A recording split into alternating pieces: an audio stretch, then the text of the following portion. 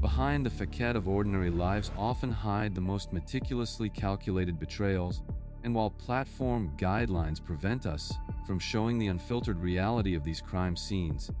the cold facts of what these 10 women orchestrated are devastating enough on their own. Our descent into these premeditated tragedies begins in Colorado, with a stepmother whose intricate web of deception tore an entire community apart.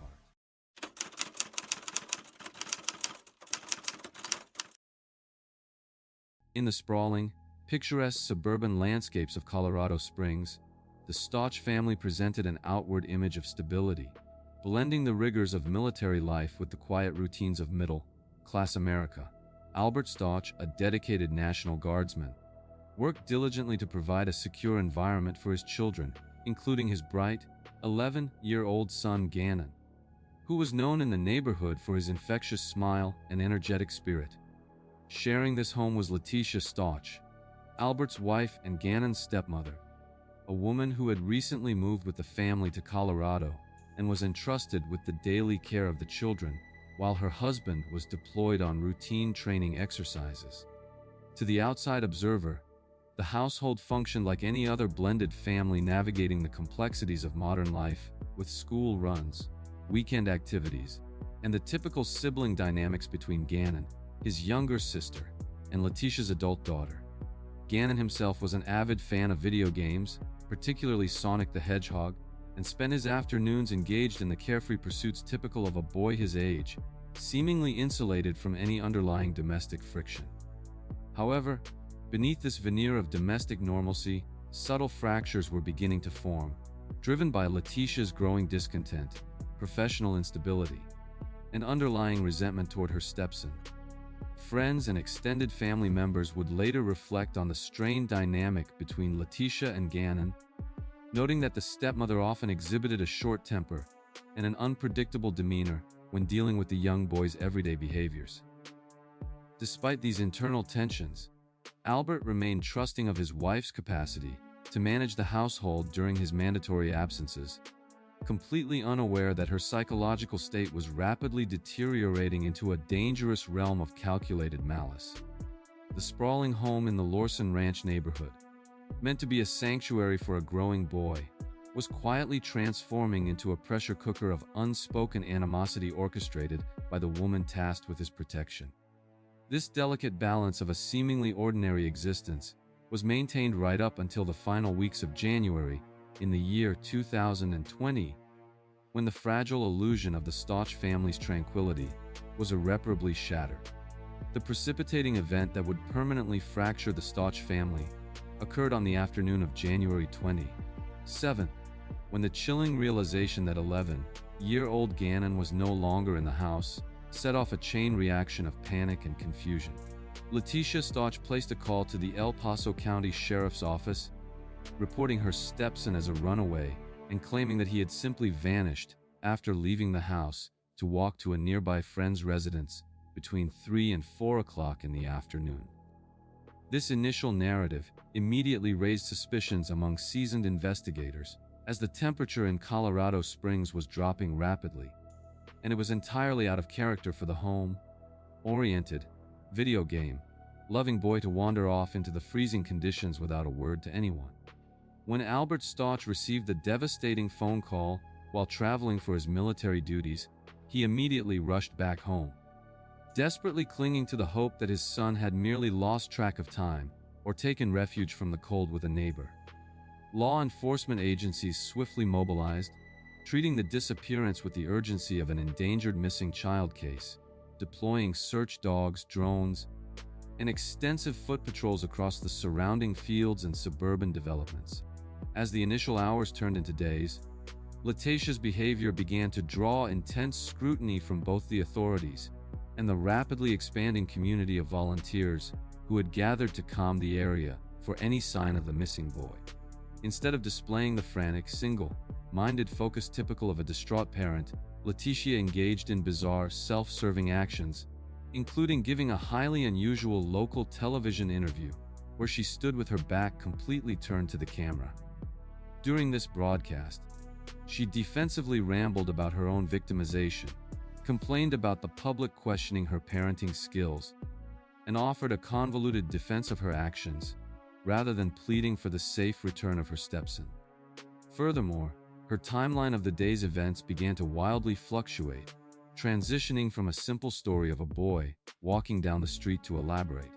fabricated tales involving mysterious individuals and vague, contradictory details that investigators could not verify. This pivotal moment, transitioning from a routine missing persons inquiry into a deeply suspicious criminal investigation, marked the irrevocable turning point where the authorities realized the greatest threat to Gannon Stotch had likely been waiting for him inside his own home. As the exhaustive search efforts continued across the rugged Colorado terrain, the focus of the El Paso County Sheriff's Office systematically shifted inward toward the Stotch residence, where forensic teams began to uncover a horrifying trail of physical evidence. Utilizing advanced luminal testing, crime scene technicians detected significant, alarming quantities of blood that had soaked through the carpet, into the padding, and stained the concrete subfloor beneath Gannon's bed, strongly contradicting Letitia's runaway narrative. Confronted with the undeniable presence of this biological evidence, Letitia's fabrications escalated to astonishing levels of absurdity, prompting her to invent a completely fictitious story about a Hispanic man named Edgardo, who she claimed had broken into the house and assaulted the boy. She desperately attempted to manipulate the investigative trajectory by planting false evidence, altering her digital footprint, and conducting suspicious internet searches that included inquiries about blood cleanup, police response times, and moving large objects. The investigative net tightened considerably when neighbors' surveillance footage surfaced, capturing Letitia and Gannon getting into a pickup truck on the morning of his disappearance, but showing Letitia returning home alone several hours later.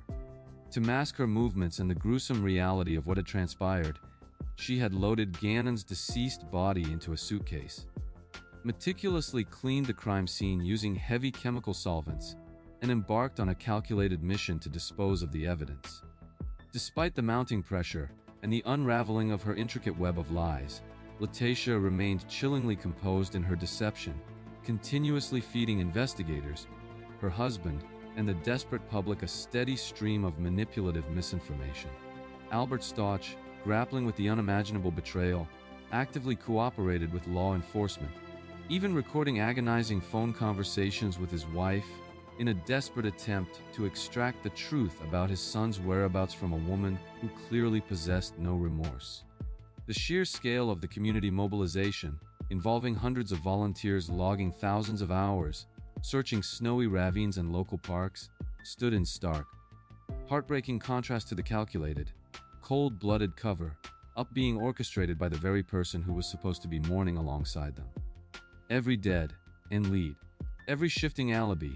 and every forensic anomaly slowly, methodically built an insurmountable circumstantial case against Letitia, setting the stage for a grim discovery that would soon stretch the boundaries of the investigation far beyond the borders of Colorado. The agonizing period of uncertainty reached a devastating culmination in March of 2020, when bridge inspectors working under an overpass in Pace, Florida, made a gruesome discovery that fundamentally shifted the landscape of the investigation. Over 1,000 miles away from the Colorado Springs, home where he was last seen alive, the decomposing remains of 11-year-old Gannon Stotch were found tightly contorted inside a heavily soiled suitcase that had been callously tossed over the edge of the bridge. This horrific revelation instantly triggered a massive inter-agency law enforcement operation, culminating in the immediate arrest of Letitia Stotch in Myrtle Beach, South Carolina, as she was actively attempting to flee further away from the tightening grip of justice. The subsequent forensic autopsy laid bare the unimaginable brutality of Letitia's premeditated actions, revealing that the young boy had suffered deeply inflicted stab wounds, severe blunt force trauma to his head, and a fatal gunshot wound that ultimately ended his life. The sheer logistics of the crime shocked seasoned investigators, as it became clear that Letitia had murdered the child in his own bedroom, concealed his body, and then transported the suitcase containing his remains in a rented van across multiple state lines over the course of several days. As the undeniable forensic evidence was presented, the intricate facade Letitia had constructed completely collapsed, exposing a mind functioning with ruthless, predatory calculation rather than the chaotic panic of a tragic accident. Her journey across the country, masked as a frantic search or an escape from public scrutiny, was definitively exposed as a cold, systematic mission to dispose of her stepson's body in a location she believed would never be connected back to the blood-stained bedroom in Colorado. The stark contrast between the innocent child depicted in the family photographs and the horrific reality of his final moments, trapped inside a piece of luggage, created a public outcry that demanded immediate, uncompromising accountability. This climactic moment not only confirmed the absolute worst fears of Albert Stauch and the broader community, but it also solidified Letitia's status as one of the most uniquely deceitful and manipulative offenders the local judicial system had ever encountered. The discovery in Florida permanently closed the missing persons search and opened the door to an exhaustive, highly publicized legal battle where the prosecution would have to meticulously dissect every lie she had ever told to secure a conviction. The inevitable path to justice culminated in a grueling and emotionally exhausting trial in the spring of 2023, where the prosecution presented a mountain of incontrovertible forensic, digital, and circumstantial evidence against Letitia Stauch. Faced with a case that left absolutely no room for alternative suspects, her defense team desperately pivoted to a plea of not guilty by reason of insanity, attempting to argue that she was suffering from an acute dissociative identity disorder at the time of the murder. However, this psychological defense was systematically dismantled by court-appointed psychiatrists and the prosecution, who successfully demonstrated that her extensive cleanup efforts, interstate travel, and elaborate cover stories were the hallmarks of a highly organized, deeply calculated, and entirely sane mind. After weeks of harrowing testimony that detailed the precise mechanics of her deception, the jury deliberated for a remarkably short period of time before returning a resounding verdict of guilty on all counts, including first-degree murder. After deliberation, the presiding judge, visibly moved by the sheer callousness of the crime, sentenced Letitia to 2 consecutive life terms without the possibility of parole, firmly stating that her actions represented the absolute worst of human betrayal. Albert Stauch and Gannon's biological mother were finally granted a grim measure of closure, watching the woman who destroyed their family being permanently removed from society, condemned to spend the remainder of her natural life behind the concrete walls of the Colorado Department of Corrections. While the legal proceedings decisively closed the chapter on Letitia Stauch's reign of manipulation, the chilling reality of a caregiver transforming a safe haven into a site of premeditated violence leaves a lingering, unsettling question about the hidden dangers lurking within seemingly normal homes. This profound betrayal of trust by a parental figure is a grim reality that forces us to re-examine the very nature of familial protection, a theme that tragically echoes far beyond the borders of Colorado. In fact, the terrifying concept of a guardian meticulously weaponizing their authority against a vulnerable dependent takes an even more sinister and twisted form when we shift our focus from a stepmother's explosive resentment to a biological mother's lifelong, suffocating obsession. This leads us directly into the deeply complex and highly publicized nightmare of the Blanchard family, where the boundaries between victim and perpetrator were fatally blurred by years of unimaginable medical deception.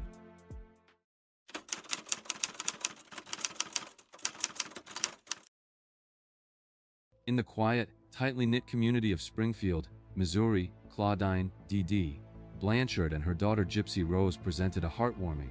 albeit tragic, portrait of unyielding maternal devotion in the face of insurmountable medical adversity. Relocating to the area after claiming their previous home was devastated by Hurricane Katrina, the mother and daughter were warmly embraced by local residents and national charitable organizations alike, who eagerly rallied to support the severely disabled child. Gypsy Rose was universally known as a chronically ill, wheelchair-bound girl who supposedly suffered from a harrowing litany of ailments, including leukemia, muscular dystrophy, severe asthma, epilepsy, and significant chromosomal defects that purportedly left her with the mental capacity of a 7-year-old. Dee Dee meticulously cultivated an aura of absolute selflessness, acting as Gypsy's full-time caregiver, constantly monitoring her oxygen tanks, administering complex medication regimens through a surgical feeding tube, and fiercely advocating for her daughter in countless medical facilities. This compelling narrative of resilience attracted immense public sympathy, resulting in a custom-built, wheelchair-accessible home provided by Habitat for Humanity, alongside numerous all-expenses, paid trips to Disney World courtesy of the Make-A-Wish Foundation, and even backstage meetings with high-profile celebrities. To the outside world, their pastel-colored house on Volunteer Way was a sanctuary of love and survival, completely obscuring the dark, suffocating reality that was actively unfolding behind its closed doors. Neighbors regularly witnessed Dee Dee pushing Gypsy's wheelchair through the community, noting the mother's tireless dedication and the daughter's high-pitched, childlike voice expressing gratitude for the outpouring of local generosity. Medical professionals, relying heavily on Dee Dee's fabricated medical histories and her aggressive persistence, continuously subjected Gypsy to unnecessary surgeries, invasive procedures, and a daily cocktail of heavy prescription drugs that induced genuine physical suffering. The sheer scale of this elaborate performance was so thoroughly convincing that neither the local community, the countless doctors, nor the charity organizations ever suspected that the entire medical history was a meticulously constructed lie. This absolute illusion of a dedicated mother sacrificing everything for her terminally ill child remained perfectly intact for over a decade, firmly establishing the Blanchards as local heroes right up until the sweltering days of June 2015. The impenetrable facade of the Blanchard household violently fractured on the afternoon of June 14th, when a highly disturbing and radically out-of-character message was suddenly broadcast from the joint Facebook account shared by Dee Dee and Gypsy. The incredibly vulgar and threatening post, which explicitly proclaimed the death of the mother in the most graphic terms imaginable, instantly sent a shockwave of terror through the tight-knit network of friends, neighbors, and charitable sponsors who actively monitored their page. Given the widely accepted narrative of Gypsy's severe physical and cognitive limitations, the immediate assumption among their panicked friends was that a malicious intruder had broken into the home, harmed the helpless mother, and potentially abducted the chronically ill daughter. Frantic neighbors quickly converged on the brightly painted Habitat for Humanity house, knocking on windows and doors, only to be met with an eerie, unresponsive silence that prompted them to immediately dispatch the Greene County Sheriff's Office for a welfare check.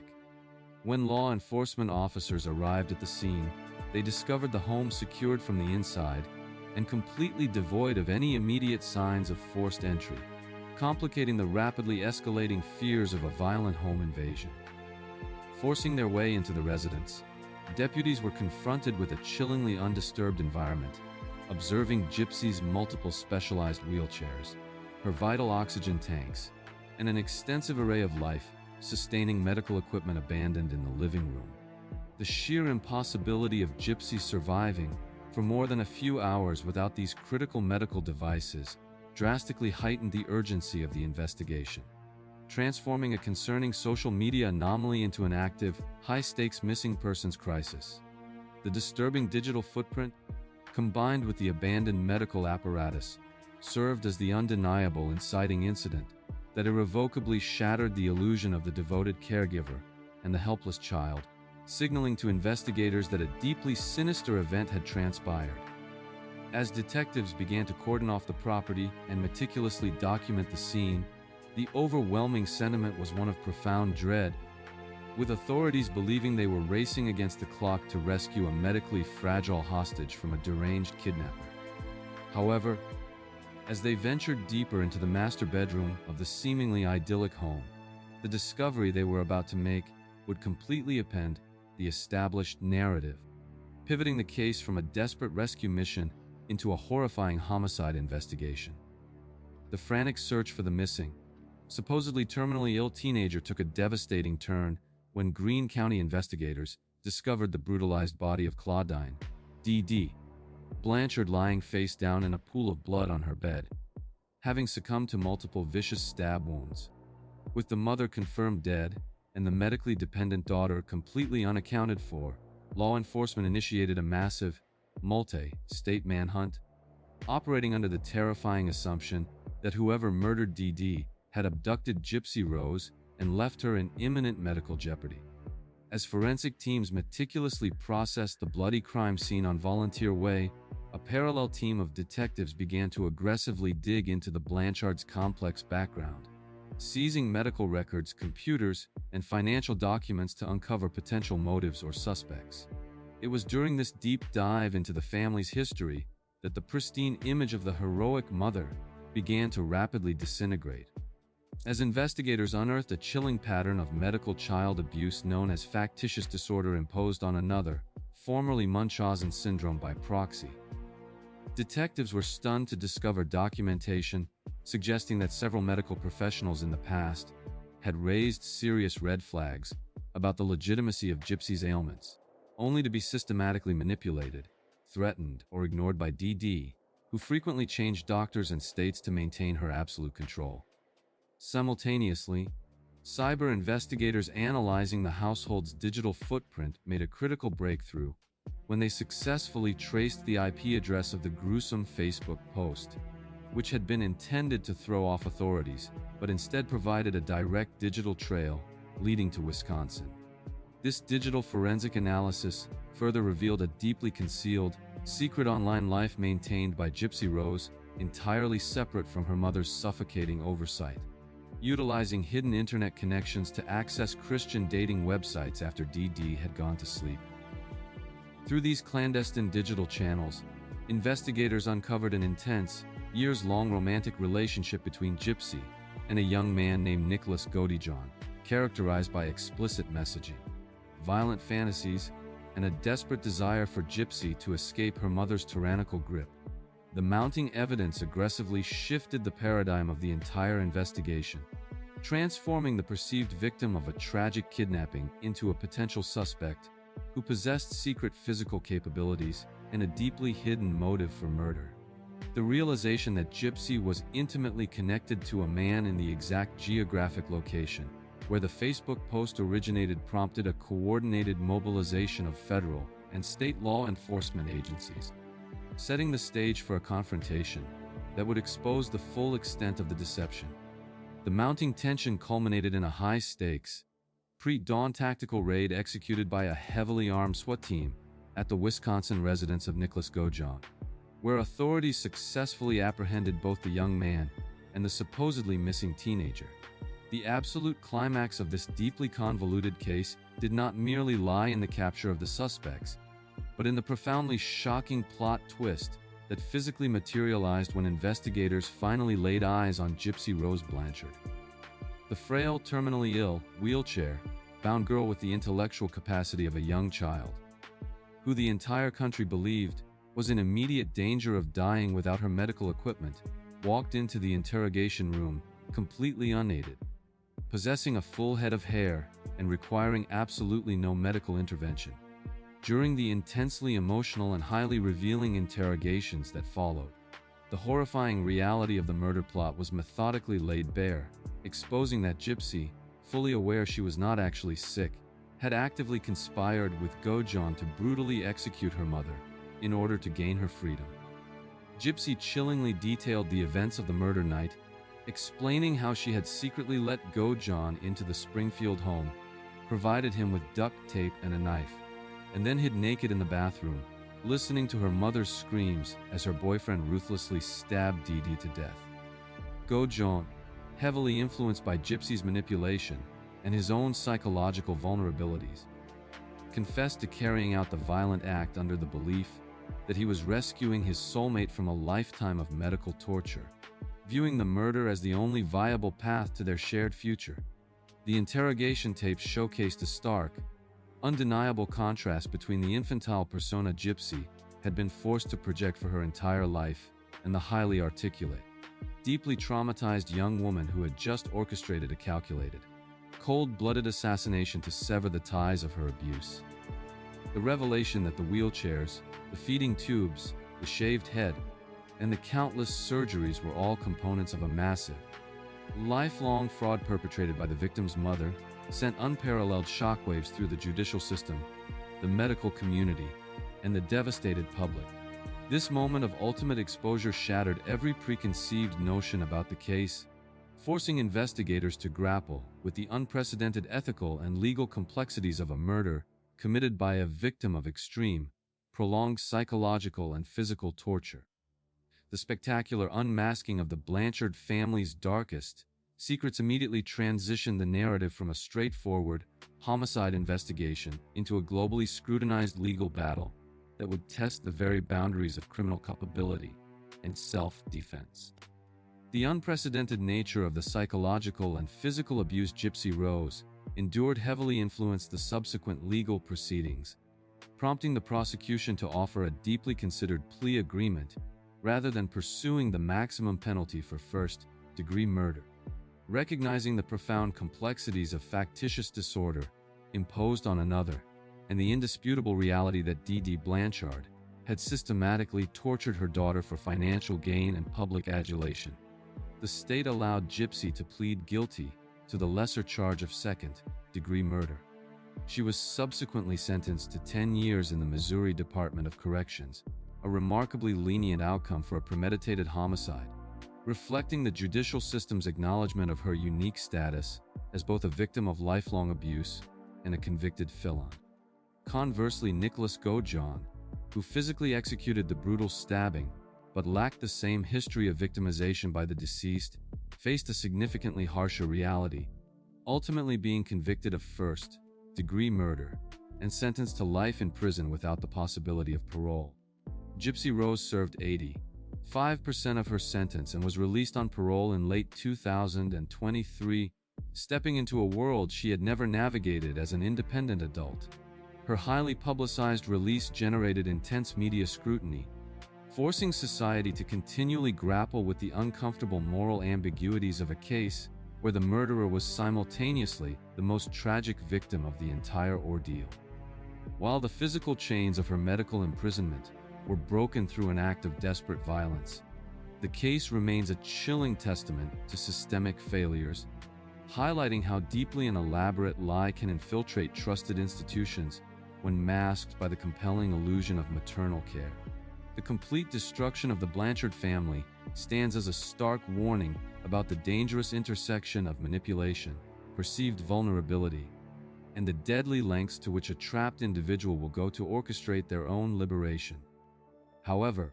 the dynamics of lethal manipulation are not always forged in the fires of medical abuse. They can equally thrive in the volatile, obsessive realms of young romance, where the desire to control a narrative can quickly spiral into premeditated slaughter. This terrifying shift from a desperate quest for freedom to a calculated, cold-blooded execution driven by pure jealousy brings us directly to the muddy, blood-stained backroads of Wisconsin and the deeply unsettling, deceptive web spun by Ezra McCandless.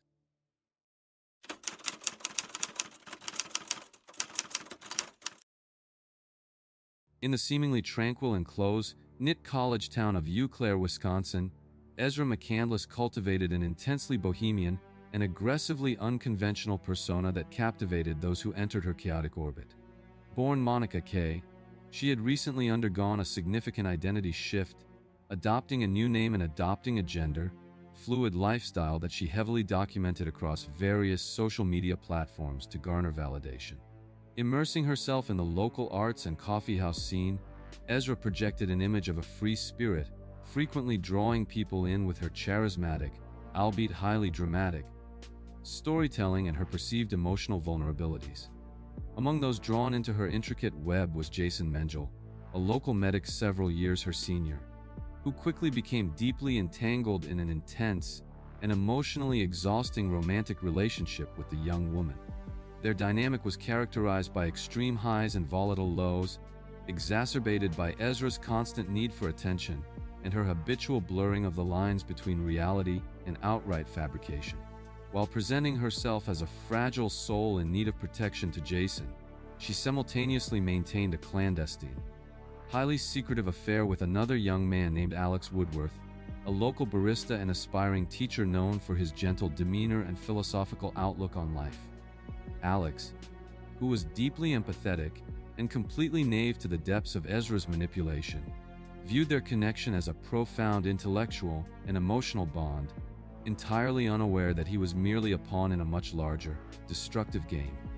Ezra continuously triangulated these two men, feeding them conflicting narratives about her mental health, her commitment levels, and even going so far as to fabricate a pregnancy to maintain absolute control over their emotional states and keep them tethered to her.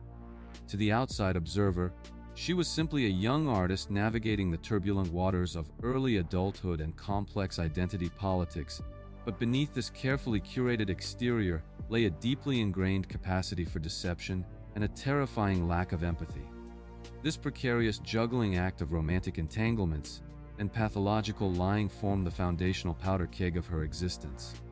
setting the stage for a catastrophic collision when the overwhelming pressure of her own lies began to threaten the false reality she had so meticulously constructed around herself. The fragile illusion of Ezra McCandless's complicated romantic life violently unraveled on the desolate, rain-soaked afternoon of March 22, 2018, shattering the quiet routine of a rural Wisconsin dairy farm. A local farmer was working in his barn when a young woman, severely bruised, covered in thick mud, and completely soaked in blood, suddenly stumbled onto his property in a state of apparent physical and emotional hysteria. Ezra collapsed before the bewildered farmer, frantically claiming that she had just survived a brutal, unprovoked assault deep in the nearby woods at the hands of her former lover, Alex Woodworth, who had allegedly snapped without warning. She presented a harrowing narrative of survival, detailing how Alex had forcefully ambushed her inside her vehicle, violently attacked her, and chased her through the treacherous, muddy terrain before she finally managed to escape his murderous grasp. Most alarmingly, her clothing was torn, and she prominently displayed a jagged, bleeding wound on her forearm where the word, "BOY," had been crudely carved into her flesh, which she claimed was a sadistic act committed by Alex to mock her gender identity struggles. Emergency medical services and the Dunn County Sheriff's Office were immediately dispatched to the isolated farm,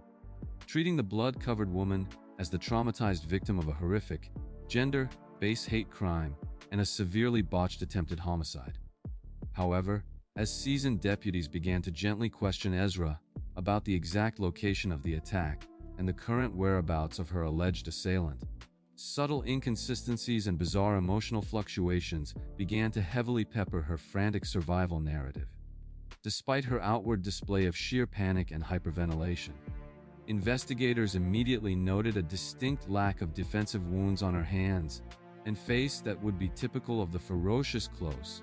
quarters struggle she was so vividly describing to the responding medical personnel.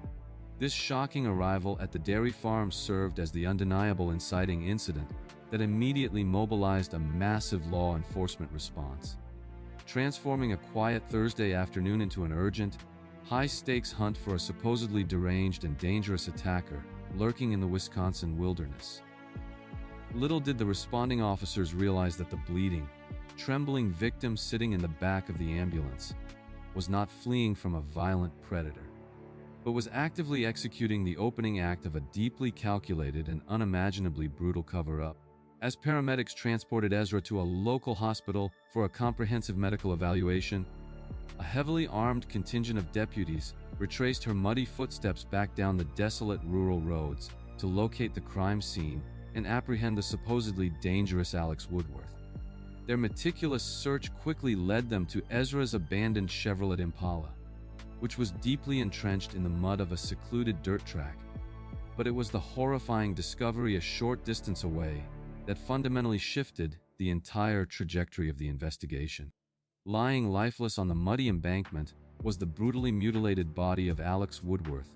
who had sustained a staggering 16 stab wounds to his head, neck, and torso in what was clearly an attack of overwhelming, deeply personal rage. With a confirmed homicide now on their hands, detectives immediately zeroed in on Ezra, engaging her in a series of exhaustive interrogations where her initial narrative of an unprovoked ambush began to systematically collapse under the weight of logical scrutiny. She repeatedly altered her timeline, initially claiming Alex attacked her out of nowhere, then rapidly pivoting to a convoluted story where he had secretly harbored violent tendencies and attempted to sexually assault her in the front seat of her car. However, law enforcement officials were simultaneously executing search warrants on her residence and electronic devices, unearthing a massive trove of secret journals and frantic text messages that painted a deeply disturbing portrait of her true psychological state. Investigators discovered that in the weeks leading up to the murder, Jason Menzel had finally uncovered the truth about her affair with Alex and had subsequently ended their relationship, sending Ezra into a desperate, vindictive spiral to win him back at any cost. The digital forensics team meticulously pieced together how Ezra had deliberately lured Alex to the isolated location, under the guise of returning his personal belongings, proving that the fatal encounter in the woods was not a random tragedy, but a highly premeditated ambush. The deeper the detectives dug into her background, the more they exposed a lifelong pattern of extreme manipulation, pathological lying, and a willingness to destroy absolutely anyone who threatened the narrative she had carefully constructed for her own benefit. Every piece of physical and digital evidence aggressively contradicted her tearful claims of self-defense, methodically transforming the supposedly traumatized survivor into the prime and only suspect in a calculated, cold-blooded execution. The ultimate climax of this twisted narrative unfolded not in the muddy woods of Dunn County, but within the sterile, highly scrutinized confines of the courtroom, where forensic science delivered the fatal blow to Ezra McCandless's elaborate web of lies. During the intensely publicized trial, the prosecution systematically dismantled her claim that Alex had forcefully carved the word "boy" into her arm, bringing forward forensic pathologists who conclusively demonstrated that the lacerations were entirely self-inflicted. The medical experts provided irrefutable visual evidence, showing that the crude letters were carved upside down from the perspective of an attacker, but perfectly legible from Ezra's own vantage point, proving beyond a shadow of a doubt that she had mutilated herself to create a false narrative of victimization. Furthermore, blood spatter analysts meticulously reconstructed the crime scene, utilizing the precise trajectory of the arterial spray inside and outside the Chevrolet Impala to completely invalidate her assertion that she was attacked while sitting helplessly in the driver's seat. The forensic reconstruction undeniably proved that Ezra was the sole aggressor, having relentlessly pursued a fleeing, unarmed Alex out of the vehicle and into the mud, viciously stabbing him repeatedly until he finally succumbed to his catastrophic injuries. Faced with this insurmountable mountain of scientific evidence, Ezra took the witness stand in a final, desperate performance, attempting to manipulate the jury with tears, dramatic pauses, and a completely reinvented version of events that portrayed her as a deeply misunderstood victim of circumstance. However, the lead prosecutor subjected her to a devastating, relentless cross-examination, forcing her to confront her own damning text messages, her history of fabricated pregnancies, and the sheer physical impossibility of her shifting self-defense claims. The shocking plot twist was fully realized when the jury saw completely through her theatrical facade, recognizing that Ezra had actively weaponized her own identity and the concept of victimhood in order to brutally eliminate a man she viewed as a disposable obstacle to her romantic goals. This definitive unmasking in front of the world completely shattered her carefully cultivated persona, exposing the terrifying reality of a deeply narcissistic individual who genuinely believed she was intelligent enough to outsmart the entire judicial system with a self-inflicted wound and a theatrical performance. After enduring weeks of harrowing testimony and exhaustive forensic dissection, the jury required only a few hours of deliberation to completely reject Ezra McCandless's convoluted tales, returning a definitive guilty verdict for the charge of first-degree intentional homicide. The presiding judge, visibly repulsed by the extreme level of premeditation and the cruel, manipulative nature of the crime, sentenced her to life in prison, mandating that she must serve a minimum of 50 years behind bars before even being considered for the possibility of parole. This severe judicial ruling effectively and permanently removed her from society, ensuring that the young woman, who had caused so much destruction, would spend the vast majority of her natural life within the rigid, unyielding confines of the Taycheedah Correctional Institution. For the devastated family and friends of Alex Woodworth, the verdict provided a grim but entirely necessary measure of justice, officially clearing his name of the horrific sexual assault allegations Ezra had maliciously fabricated to cover up her own homicidal actions. The case remains a deeply unsettling study in the sheer destructive power of narcissistic manipulation, highlighting the extreme, fatal lengths to which pathological liars will go when their carefully constructed, self-serving realities are finally threatened with exposure. It serves as a stark reminder that profound evil does not always announce itself with immediate physical aggression. It can often disguise itself in the form of a fragile, vulnerable persona desperately seeking sympathy and protection from the very people it intends to destroy. Yet, while Ezra's chaotic, deeply personal execution was fueled by complex emotional entanglements and a desperate need for interpersonal control, the mechanics of premeditated murder can take a much colder, transactional form when money and marital freedom are the primary objectives. This shift from a bloody, hands-on slaughter in the rural Midwest to a deeply cynical, purely financial assassination plot brings us directly to the sun-drenched, affluent suburbs of Florida, where a newlywed wife decided that hiring a professional hitman was the most efficient way to end her marriage.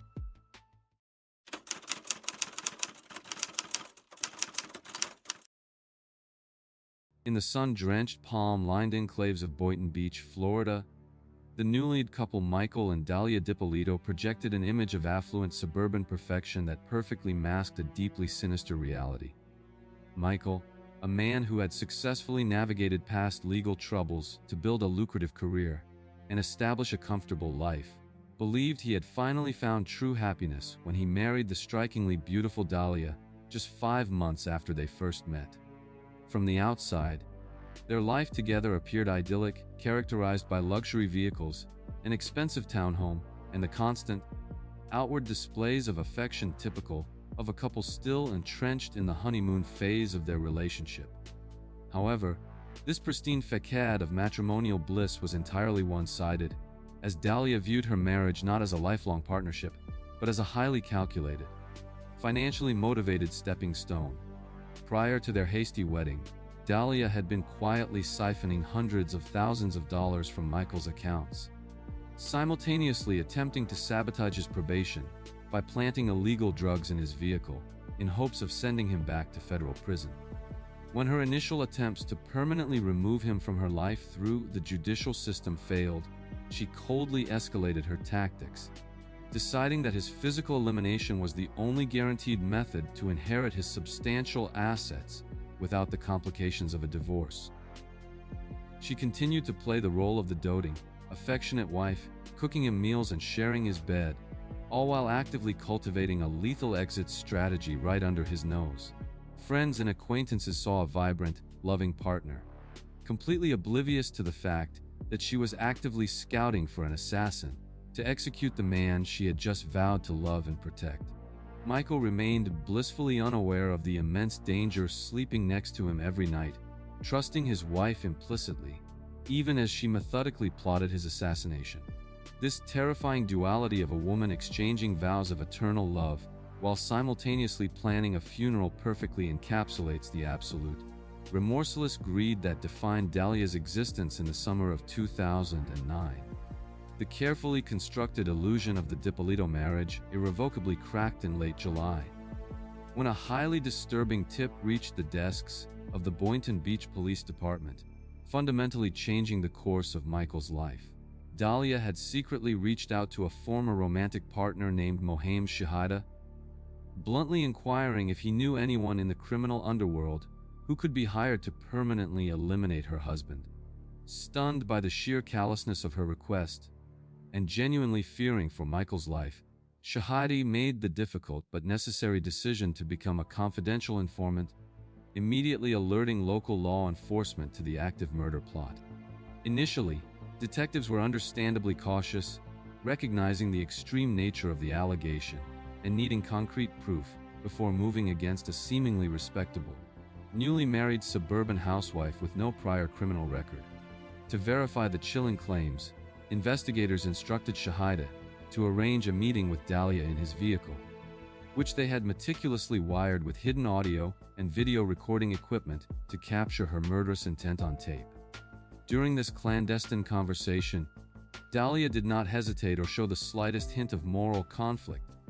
explicitly confirming her desire to have Michael killed and expressing frustration that the process was taking too long. This pivotal recording provided the undeniable probable cause the authorities needed, instantly transforming the situation from a concerning rumor into a high-stakes, active conspiracy to commit premeditated murder. The Boynton Beach Police Department immediately realized that Michael was in imminent danger, as Dahlia's impatience indicated she might seek alternative, potentially untrackable methods if a contract killer was not swiftly procured. This critical juncture served as the definitive inciting incident, triggering one of the most elaborate and heavily documented undercover sting operations in Florida's history to intercept a woman determined to become a wealthy widow. Law enforcement had to act with absolute precision, crafting a scenario that would not only protect the unaware husband, but also capture Dahlia's unvarnished guilt in a manner that no defense attorney could ever unravel. With the lethal intent confirmed, the Boynton Beach Police Department mobilized their resources, bringing in undercover officer Weddy Jean to play the crucial role of the seasoned contract killer assigned to execute the hit. A meticulously orchestrated meeting was arranged in the parking lot of a local pharmacy, where Dahlia entered the undercover officer's tinted vehicle, entirely unaware that multiple hidden cameras were broadcasting her every word and expression to a command center. During this terrifyingly calm exchange, Dahlia negotiated the price of her husband's life with the detached efficiency of someone haggling over the cost of a household appliance, ultimately agreeing to a fee of $7,000. She provided the undercover officer with photographs of Michael, explicit details about his daily schedule, the precise location of their townhome, and a $1,200 down payment to cement the deadly contract. When Officer Jean, adhering to standard undercover protocols designed to test the suspect's resolve, repeatedly offered her an opportunity to back out and explicitly warned her that there was no turning back once the order was given, Dahlia famously and chillingly replied that she was 5,000% sure she wanted him dead. She coldly dictated the optimal time for the murder, ensuring she would have a solid alibi by being at the gym, and expressed a complete lack of concern for the physical brutality of the proposed home invasion. The sheer absence of emotion, hesitation, or regret in her demeanor deeply unsettled the seasoned investigators monitoring the feed, who were witnessing a Newlywed seamlessly orchestrate the violent slaughter of her spouse for pure financial gain. Following the meeting, the police faced the monumental task of ensuring the evidence was absolutely bulletproof, realizing that Dahlia's manipulative nature would require a grand, undeniable finale to prevent her from claiming she was coerced or joking. They formulated a deeply unconventional plan to stage the actual crime scene at the Diabolical residence, pulling Michael out of the home under false pretenses to inform him of his wife's betrayal and secure the area for the final act of the sting. This intense, systematic gathering of irrefutable evidence steadily escalated the tension, paving the way for a dramatic confrontation that would soon become one of the most infamous moments in true crime television history. The tension reached its absolute peak on the morning of August 5th, when a massive police presence descended upon the Diabolical townhome to stage a highly realistic, fabricated crime scene complete with yellow tape and forensic units. An officer contacted Dahlia at her gym, informing her of an unspecified emergency at her residence, prompting her to rush home into the carefully laid trap waiting on her front lawn.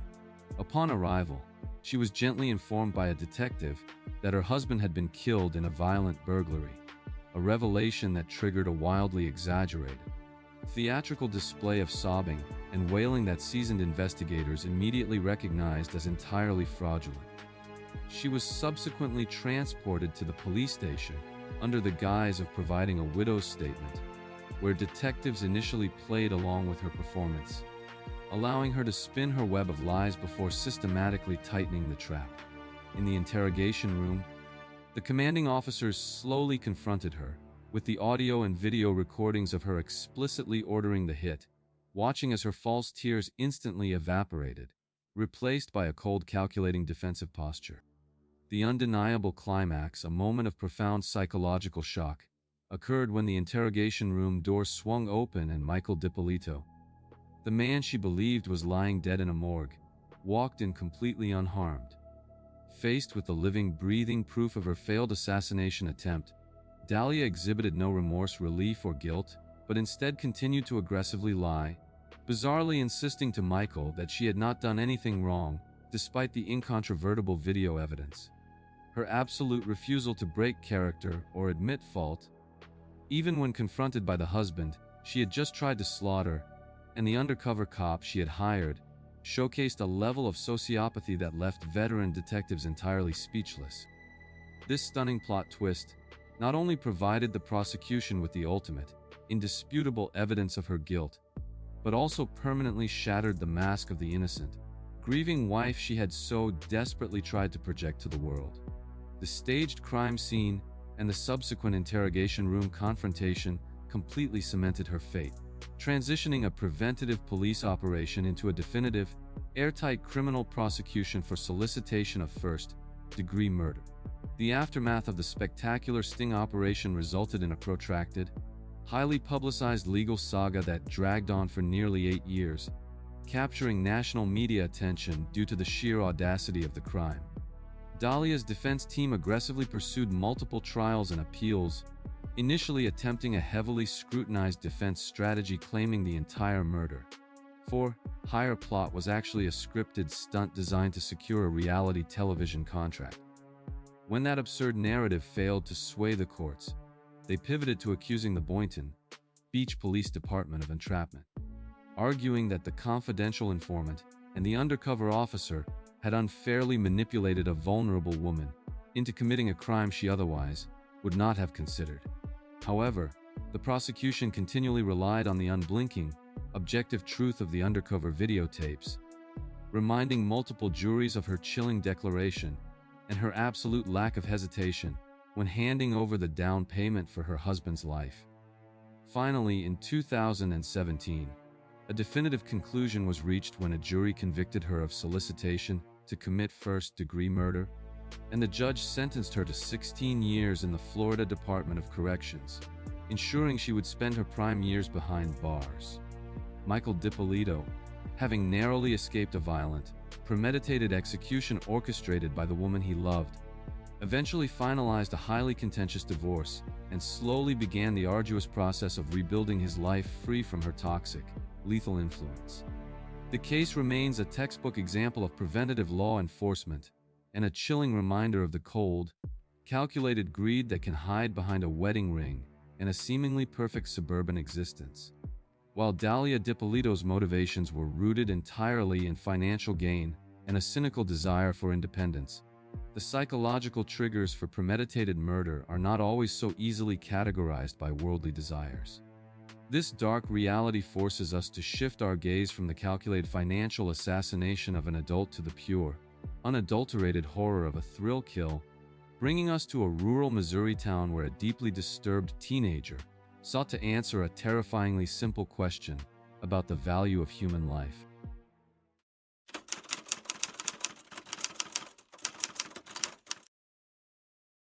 In the quiet, deeply intertwined rural community of St. Martin's, Missouri,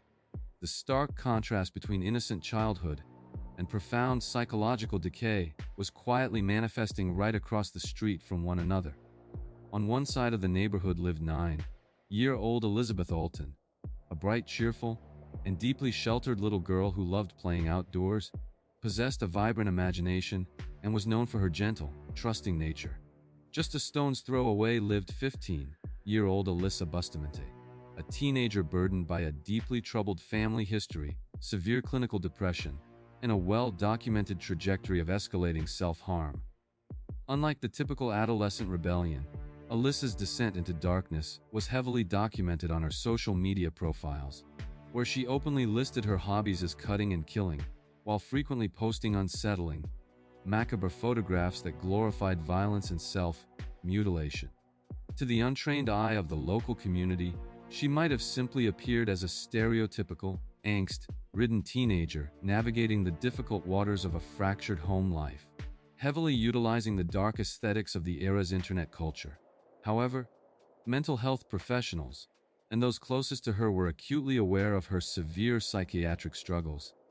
which had previously resulted in inpatient treatment following a serious suicide attempt. Despite these glaring red flags and the ongoing medical interventions, the true depth of her violent ideation remained dangerously underestimated by everyone in her immediate orbit. She had quietly transitioned from internalizing her profound emotional pain through self-inflicted wounds to projecting that violence outward, cultivating a terrifyingly cold curiosity about the ultimate taboo of taking a human life. This silent, psychological metamorphosis was occurring entirely unnoticed by the parents of the neighborhood, who continued to view their rural enclave as a perfectly safe haven for their children to roam freely. The physical proximity of a deeply disturbed teenager actively fantasizing about murder and an incredibly vulnerable, trusting child created a fatal geographical convergence that would soon devastate the entire town. The fragile peace of this rural community was irrevocably shattered on the rapidly darkening afternoon of October 21st, 2009, when a routine neighborhood playdate suddenly spiraled into a frantic missing child crisis. Elizabeth Alton had walked over to the Bustamante residence to play with Alyssa's younger sister, a common and entirely unremarkable occurrence in a neighborhood where children frequently bounced between each other's homes. As the autumnal sun began to set and the temperature steadily dropped, Elizabeth was instructed to make the short, seemingly safe trek back through the wooded path to her own house to meet her strict 6 o'clock curfew. When the deadline passed and the young girl failed to walk through her front door, her mother's initial annoyance quickly morphed into a paralyzing, instinctual panic that only a parent can intimately understand. Frantic phone calls were immediately placed to neighbors, quickly confirming that Elizabeth had indeed left the Bustamante home, meaning she had seemingly vanished into thin air during a walk that should have taken less than 5 minutes. The sheer impossibility of a child disappearing on such a familiar, brief route instantly mobilized the Cole County Sheriff's Department, triggering an immediate, massive search operation that saw hundreds of local residents pouring into the streets with flashlights. As the night deepened, the search expanded into the dense, unforgiving woods surrounding the neighborhood, with authorities utilizing tracking dogs, thermal imaging cameras, and helicopters in a desperate bid to locate the missing 9-year-old before the freezing temperatures claimed her. The terrifying realization that Elizabeth was not simply lost, but potentially the victim of a malicious abduction, swept through the search parties, transforming the tight-knit community into a landscape of overwhelming fear and suspicion. This agonizing plunge into the unknown served as the definitive inciting incident, marking the exact moment the Alton family's world was destroyed and launching an intensive law enforcement investigation that would quickly uncover a nightmare hiding in plain sight. Law enforcement officers, initially treating the situation as a standard search and rescue mission, were about to discover that the threat had never come from a stranger passing through, but from the teenage girl living right next door. Recognizing the extreme urgency and the highly suspicious circumstances surrounding the disappearance, local authorities swiftly requested the assistance of the Federal Bureau of Investigation, fundamentally elevating the scale and intensity of the search efforts. As seasoned federal agents and behavioral analysts descended upon the small Missouri town, their investigative focus inevitably narrowed on the individuals who had been the very last to see Elizabeth alive. Alyssa Bustamante immediately drew the intense scrutiny of investigators, not only because of her geographical proximity to the missing child, but also due to her incredibly detached, entirely emotionless demeanor during the chaotic neighborhood search. When detectives began to meticulously process Alyssa's digital footprint and physical belongings, they unearthed a deeply disturbing psychological profile that stood in stark contrast to the innocent facade she attempted to project to law enforcement. They discovered her haunting social media presence, her documented history of severe psychological instability, and most alarmingly, a private diary that contained explicitly violent fantasies that extended far beyond typical teenage angst.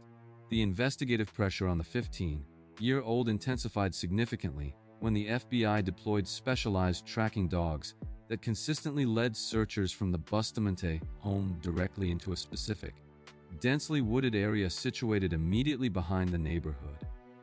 As tactical search teams scoured this treacherous terrain, they uncovered a deeply chilling piece of physical evidence: a shallow, meticulously concealed grave that had clearly been dug out of the hardened earth several days prior to Elizabeth's disappearance. This horrifying discovery fundamentally shifted the trajectory of the entire case, proving to seasoned investigators that they were no longer dealing with a spontaneous abduction, but a highly calculated, deeply premeditated act of violence. The existence of the pre-dug grave completely obliterated any potential narrative of an accidental death or a sudden crime of passion, revealing a terrifying level of logistical planning executed by a high school student. Armed with this undeniable physical evidence and her deeply incriminating journals, detectives isolated Alyssa in an interrogation room, prepared to dismantle her carefully constructed defenses and extract the harrowing truth about the missing 9-year-old. The psychological breaking point occurred during a highly intense, prolonged interrogation where FBI agents and state investigators systematically confronted the 15-year-old with the overwhelming physical evidence they had unearthed in the woods. Faced with the reality that her meticulously planned crime had been completely unraveled in less than 48 hours, Alyssa's detached exterior finally fractured, leading to a chilling, remarkably composed confession that horrified even the most hardened detectives. She calmly detailed exactly how she had lured the trusting 9-year-old into the dense woods under the guise of showing her something, exploiting the young girl's inherent innocence and familiarity to lead her directly to the pre-dug grave. In a sequence of events so brutal it defies human comprehension, Alyssa explained how she aggressively strangled Elizabeth, slit her throat, and finally stabbed her in the chest to ensure the horrific task was absolutely completed. The absolute climax of this devastating narrative was not just the recovery of the child's body, but the subsequent discovery of a diary entry Alyssa had penned immediately after returning home from the murder, completely covered in her victim's blood. In this deeply disturbing journal entry, she explicitly wrote about how entirely amazing it felt to strangle the life out of someone, describing the experience as totally thrilling and noting that she was currently heading to church. During her confession, she provided the ultimate, blood-chilling motive for the calculated slaughter, plainly stating to the bewildered investigators that she simply wanted to know what it felt like to take a human life. This catastrophic revelation completely removed any lingering illusions of an accident or temporary insanity, exposing the actions of a budding psychopath who had coldly executed a neighborhood child solely to satisfy a morbid, violent curiosity. The sheer lack of remorse, coupled with the profound juxtaposition of a high school girl eagerly documenting a brutal murder in her private journal,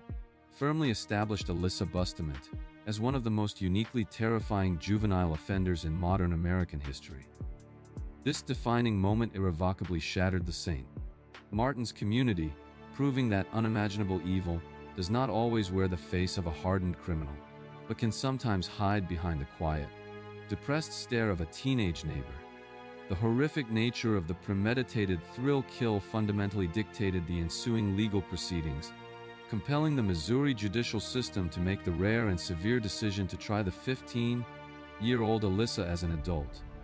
Recognizing the absolute impossibility of overcoming her detailed, written confession and the meticulously pre-dug grave, her defense attorneys ultimately negotiated a plea agreement, resulting in her pleading guilty to second-degree murder and armed criminal action. During the emotionally grueling sentencing phase, the prosecution emphasized the extreme, cold-blooded calculation of her actions, presenting the diary entry to the court as definitive proof of her complete lack of human empathy or remorse. The presiding judge, visibly disturbed by the sheer brutality inflicted upon an innocent child, sentenced Alyssa to life in prison with the possibility of parole, ensuring she would spend the vast majority of her existence locked away in a high-security correctional facility.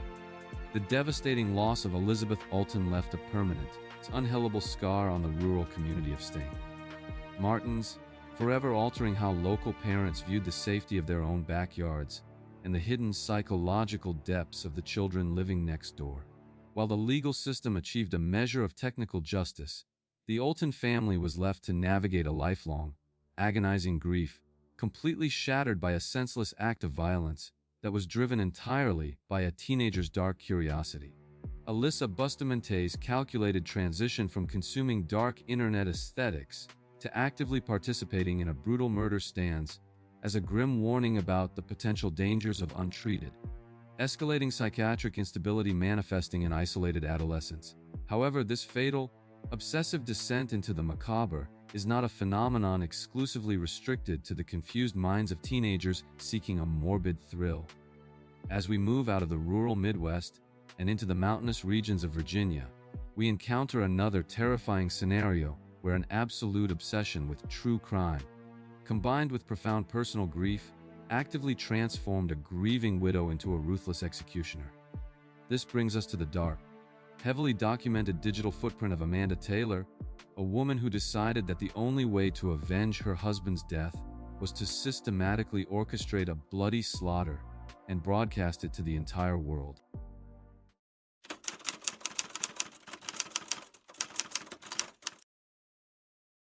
The rugged, mountainous regions of Montgomery County, Virginia, provided the backdrop for the deeply intense, deeply isolated relationship between Amanda Taylor and her husband, Rex Taylor, a dynamic heavily steeped in a mutual fascination with the macabre. The couple shared a profound, unsettling obsession with true crime, serial killers, and mass violence, frequently consuming dark media that slowly normalized horrific acts within the closed echo chamber of their marriage. To those on the outside, Amanda and Rex appeared to be two eccentric individuals who had managed to find a profound, albeit highly unconventional, understanding in one another, bound together by their shared morbid interests and their two children. However, beneath this shared aesthetic of darkness, their reality was rapidly deteriorating under the crushing weight of severe substance abuse and untreated psychological instability. Rex, battling crippling addiction issues that had severely escalated over a 2-year period, found himself trapped in a downward spiral that Amanda felt entirely powerless to stop through conventional means. As his dependency on prescription medication and illicit drugs intensified, the romanticized darkness they had built their relationship upon began to manifest into a tangible, destructive force that threatened to completely consume their family unit. Amanda fiercely protected Rex, often turning a blind eye to his destructive behaviors, while simultaneously developing a deep-seated,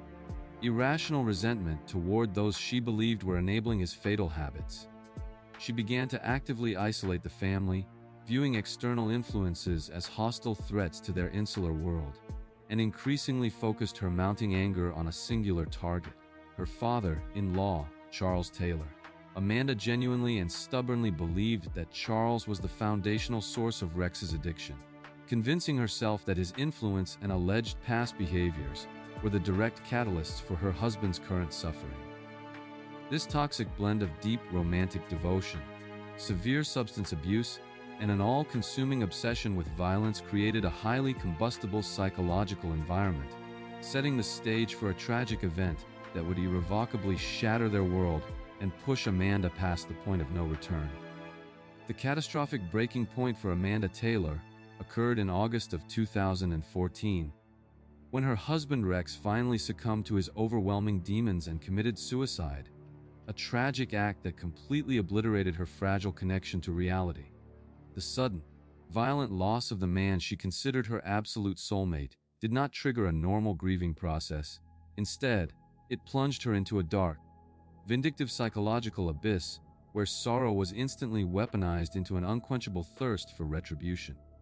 Amanda completely rejected the reality that Rex's severe mental health struggles and chemical dependencies were the primary drivers of his tragic death, choosing instead to entirely blame her father-in-law Charles Taylor for the devastating loss.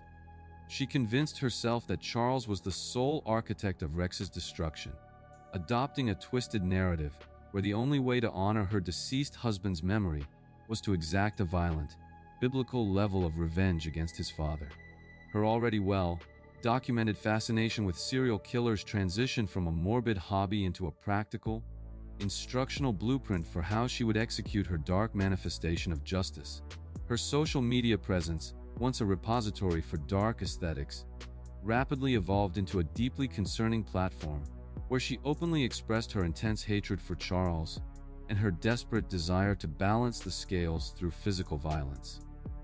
The suicide of Rex served as the undeniable inciting incident that irrevocably transformed a grieving widow into a highly motivated, completely remorseless predator, shifting her psychological state from deep depression to active, homicidal premeditation. She completely abandoned any semblance of maternal responsibility or societal norms, deciding that her ultimate purpose in life was to become an executioner, dedicating every waking moment to conceptualizing the most brutal way to eliminate the man she held responsible. This absolute psychological fracture marked the exact moment Amanda decided that shedding blood was the only acceptable currency to pay for her husband's death, firmly placing her on a collision course with a horrific act of premeditated slaughter. The tragedy of Rex's passing was no longer just a family sorrow. It was the catalyst for a meticulously calculated murder plot that would soon be broadcast to the entire world. Consumed by her homicidal ideation, Amanda actively began to operationalize her dark fantasies, recognizing that she would need assistance to physically overpower the 59-year-old Charles Taylor in his own home. She successfully recruited her close friend and willing accomplice, 32-year-old Sean Ball, a man who harbored deep protective feelings for Amanda and was highly susceptible to her manipulative, grief-stricken narrative. In the early days of April 2015, the pair embarked on a calculated mission to procure the necessary instruments of death, actively traveling to a local store to purchase a heavy, bayonet-style knife specifically chosen for its lethal efficiency. Sean, demonstrating his total commitment to the violent plot, also armed himself with a heavy steel tire iron concealed within his clothing, and stole multiple firearms from his parents' residence to ensure they were fully prepared for any contingency. On the afternoon of April 4th, under the deceptive guise of a routine visit, Amanda and Sean arrived at Charles Taylor's residence in Montgomery County, seamlessly infiltrating the home of a man who had absolutely no idea he was about to be executed. As Charles sat comfortably on his living room sofa, completely defenseless and unaware of the impending danger, Amanda initiated a conversation regarding Rex's death, utilizing the topic to actively fuel her rage before launching her vicious ambush. Without any physical provocation, Amanda suddenly stood over her father-in-law and began plunging the bayonet into his body with terrifying force, driven by a pure, unadulterated hatred that had been festering for months. When Charles desperately attempted to defend himself by reaching for the blade, Sean Ball immediately joined the slaughter, violently swinging the heavy tire iron and crushing Charles's skull with multiple severe blows while Amanda relentlessly continued her frenzied stabbing. The sheer brutality of the coordinated attack was absolutely staggering. A subsequent autopsy would reveal that Charles suffered massive blunt force trauma and 31 distinct stab wounds, some delivered with such immense kinetic force that the blade passed completely through his neck and arm. The living room of the quiet Virginia home was instantly transformed into a horrific, blood-soaked slaughterhouse, perfectly reflecting the dark, violent media the young widow had obsessively consumed for years prior to the attack. The true climax of this deeply disturbing narrative occurred not merely in the physical act of the murder itself, but in Amanda Taylor's chillingly performative and highly public actions, immediately following the brutal execution of her father-in-law. Standing amidst the horrific carnage of the living room, covered in the blood of the man she had just slaughtered, Amanda did not flee in panic or attempt to obscure the evidence of her heinous crime. Instead, she deliberately retrieved a cellular phone, posed alongside the mutilated corpse of Charles Taylor, and captured a grotesque, smiling selfie while proudly brandishing the bloody murder weapon used to end his life. In a move that completely shattered the boundaries between physical violence and digital infamy, she immediately uploaded this horrific photograph to her public social media accounts and directly sent it to an online acquaintance who operated a prominent website dedicated to serial killers.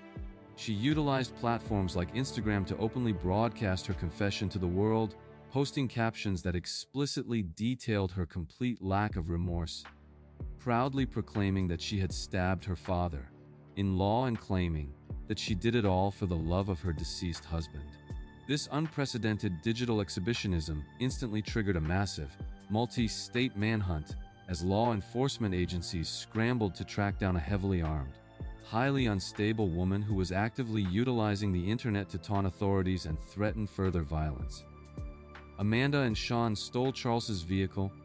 abandoning his bedridden father in the home, and embarked on a chaotic, highly dangerous flight across state lines into North Carolina,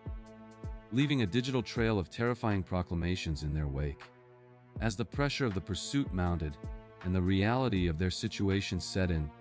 the dynamic between the two fugitives violently fractured, culminating in Amanda turning a stolen firearm on her accomplice and shooting Sean Ball in the face, leaving him for dead by the side of the Blue Ridge Parkway.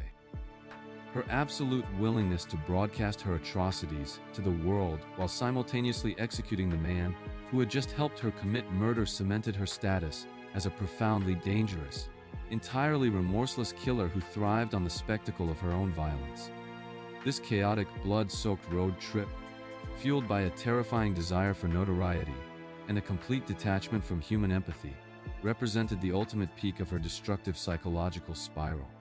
The sprawling, multi-agency manhunt finally reached its conclusion when the North Carolina State Highway Patrol successfully intercepted Amanda Taylor's stolen vehicle on Interstate 40, utilizing spike strips to forcefully terminate her desperate flight from justice. Following her apprehension, Amanda continued to display a chilling, absolute lack of remorse, openly admitting to the brutal slaughter of Charles Taylor during police interrogations and reiterating her twisted belief that his death was a necessary and justified act of vengeance. Sean Ball, who miraculously survived the severe gunshot wound to his face, was located shortly after and actively cooperated with investigators, detailing the extensive premeditation and extreme brutality of the attack in exchange for a plea agreement. During her highly publicized trial in late 2015, the prosecution heavily relied on Amanda's own digital footprint, presenting the grotesque selfies and the boastful social media confessions to the jury as undeniable, indisputable proof of her cold-blooded calculation. It took the jury less than 30 minutes of deliberation to see through her dark bravado, completely rejecting any notion that she was a sympathetic, grieving widow and returning a definitive guilty verdict for first-degree murder. The presiding judge, deeply disturbed by the performative nature of the crime and her complete absence of human empathy, sentenced Amanda to life in prison,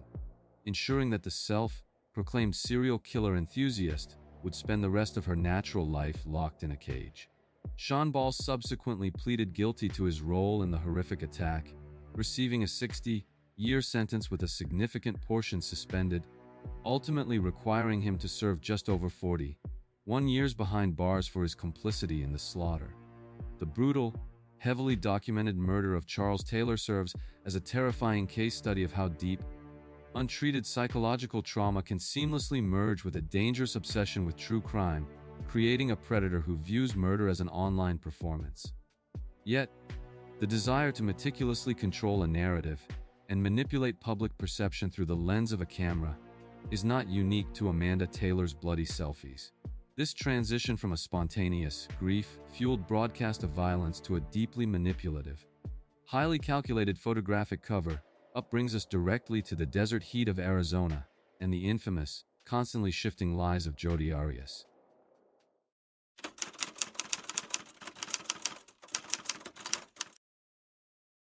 In the sun-scorched, sprawling suburban landscape of Mesa, Arizona, the magnetic, highly charismatic world of motivational speaker Travis Alexander stood in stark, fatal contrast to the deeply unstable, obsessive reality of Jodi Arias. Travis was a deeply religious, widely respected young professional who had built a lucrative career in multi-level marketing, utilizing his natural charm and unwavering Mormon faith to inspire large audiences and cultivate a vast network of devoted friends. Jodi Arias, an aspiring photographer with a history of brief, intense romantic attachments, first crossed paths with Travis at a bustling business conference in Las Vegas in 2006, sparking an immediate, profoundly intense physical connection. Their dynamic quickly evolved into a passionate, but deeply conflicted romance that was heavily at odds with Travis's strict religious beliefs, creating a toxic,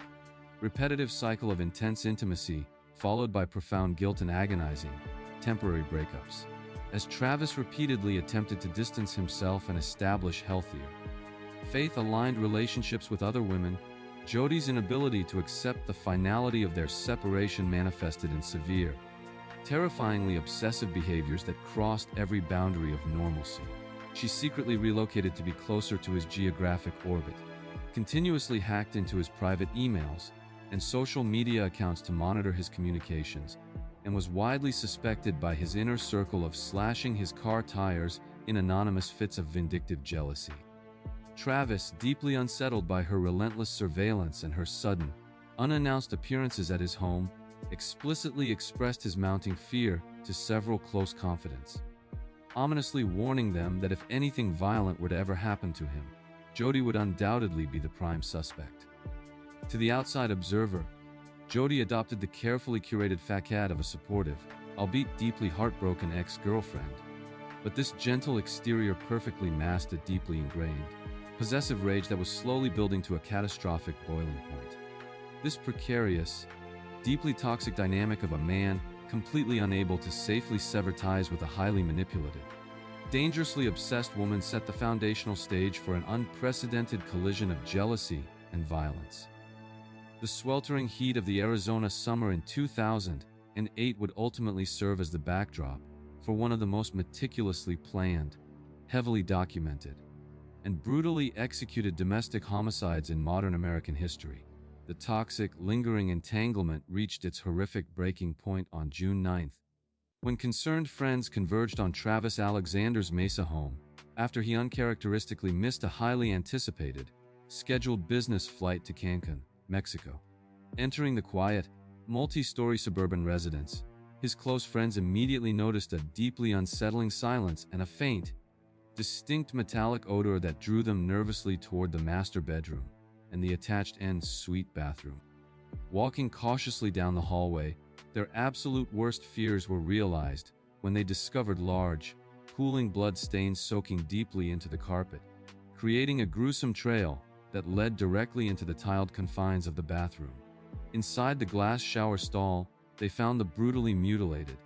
rapidly decomposing remains of the 30-year-old motivational speaker, his body violently contorted in a manner that spoke of a frantic, desperate, and ultimately doomed struggle for survival. The Mesa Police Department was immediately dispatched to the horrific scene, and responding homicide detectives were absolutely staggered by the sheer, unimaginable volume of blood and the terrifying level of overkill inflicted upon the victim.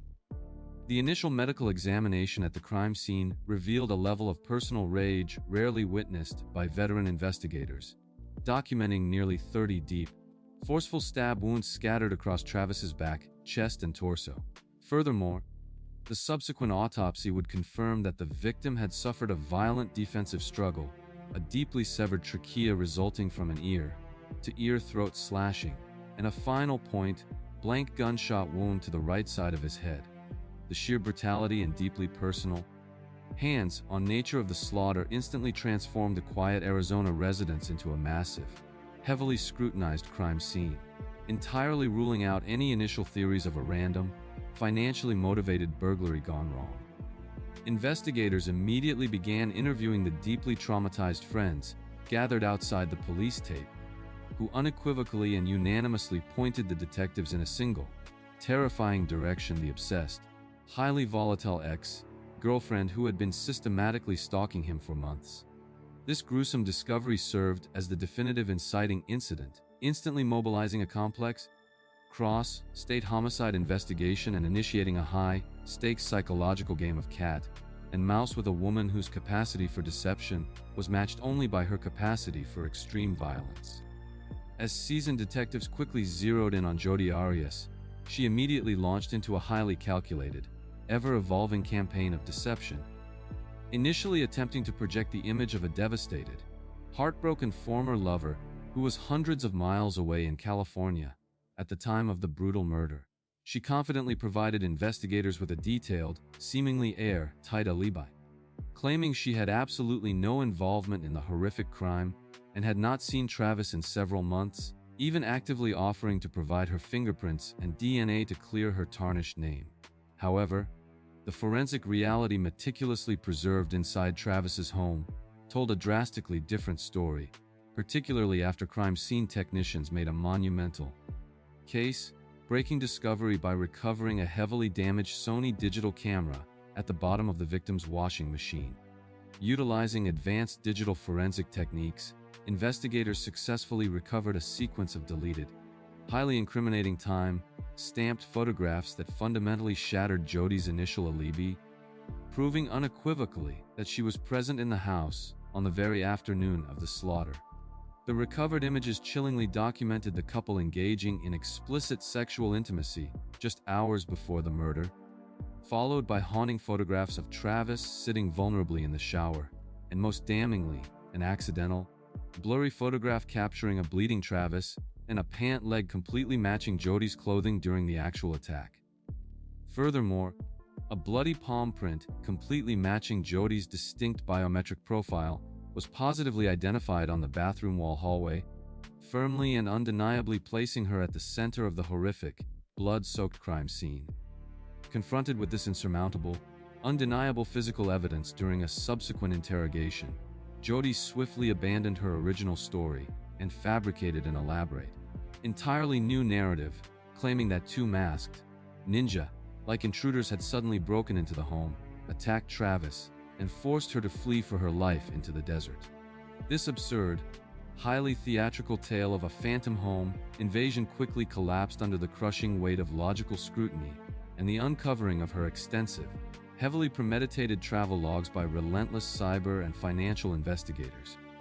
Detectives meticulously pieced together her cross-country road trip, discovering that she had rented a vehicle in California, deliberately removed its front license plate, dyed her blonde hair a dark brunette color, and filled multiple spare gasoline cans to purposefully avoid leaving a traceable paper trail of credit card receipts in the state of Arizona. The staggering accumulation of premeditated logistical planning, combined with her constantly shifting, deeply manipulative lies, firmly backed the once confident photographer into an inescapable legal corner, resulting in her high-profile arrest and immediate extradition to face first-degree murder charges. The absolute climax of this deeply convoluted case did not occur in the bloody confines of the Mesa bathroom, but rather inside a fiercely contested, globally broadcast courtroom where Jodi Arias finally took the witness stand to present her third and final narrative to a captivated public. Realizing that she could no longer deny her physical presence or her active role in the killing, she completely pivoted her defense strategy, claiming that she was the victim of profound, ongoing physical and emotional abuse at the hands of Travis Alexander, and had killed him in a frantic, terrifying act of self-defense. Over the course of 18 grueling days of deeply personal, highly theatrical, and thoroughly exhausting testimony, she attempted to paint the slain motivational speaker as a violent, sexually deviant monster who had suddenly snapped and threatened her life, forcing her to fight back merely to survive. However, the lead prosecutor launched a relentless, systematic cross-examination that aggressively dismantled her carefully rehearsed testimony, exposing her countless contradictions. Her profound memory lapses concerning the most critical, violent moments of the attack, and her lifelong, documented pattern of pathological lying. The prosecution heavily utilized the undeniable forensic evidence of extreme overkill, effectively arguing that the 27 stab wounds, the nearly decapitating slash to the throat, and the final gunshot to the head were not the chaotic actions of a terrified victim fighting for her life, but the methodical,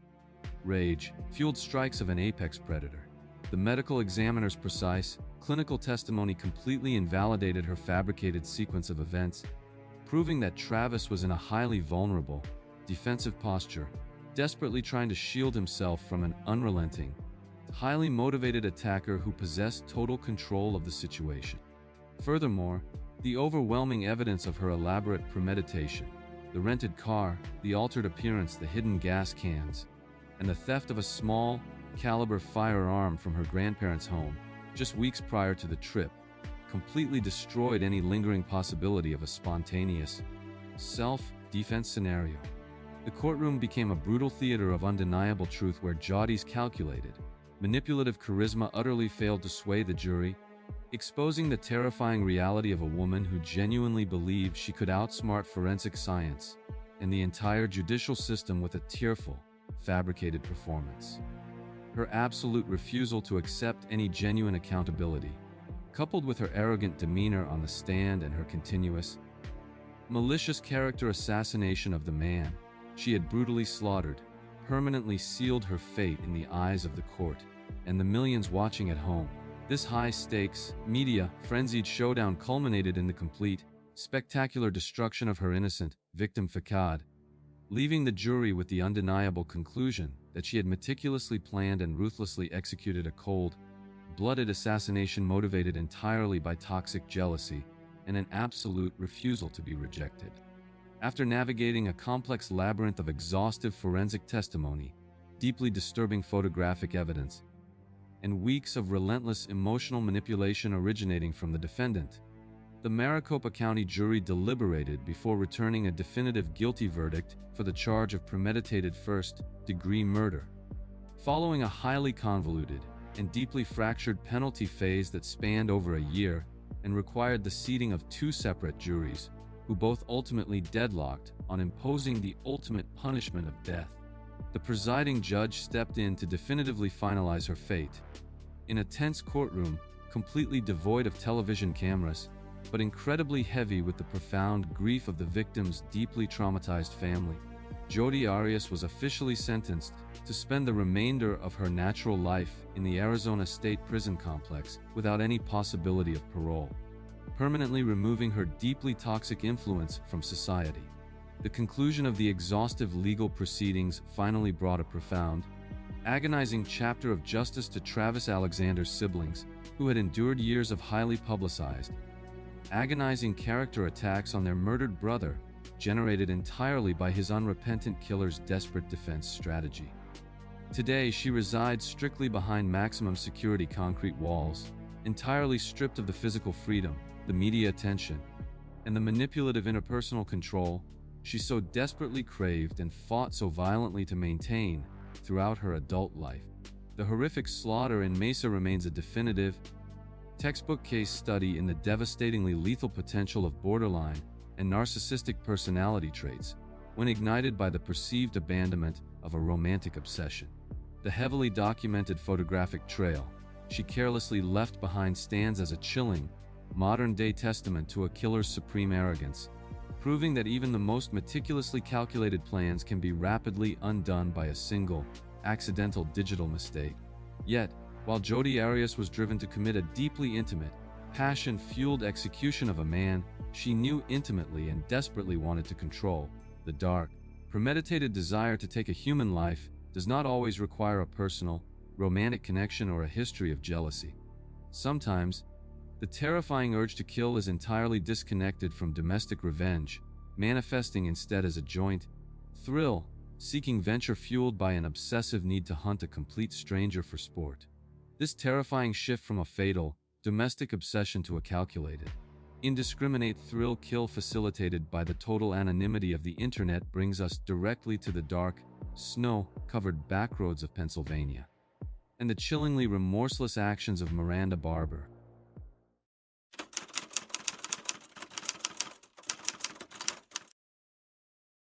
In the quiet, seemingly unremarkable town of Sunbury, Pennsylvania, 19-year-old Miranda Barber and her 22-year-old husband, Elid,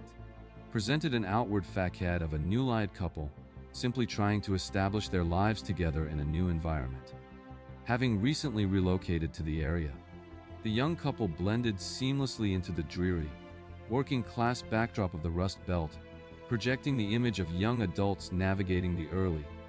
challenging stages of marriage and parenthood, as Miranda had a young child from a previous relationship. However, beneath the mundane exterior of their daily routines, the Barbers shared a deeply disturbing, symbiotic fascination with violence that formed the absolute core of their marital bond. Replacing traditional romance with a shared obsession for the macabre, Miranda, who had a highly turbulent upbringing spanning from Alaska to North Carolina, harbored a profound, dark fixation on serial killers, cultivating an internal psychological landscape that was deeply detached from conventional morality or human empathy. Ilit,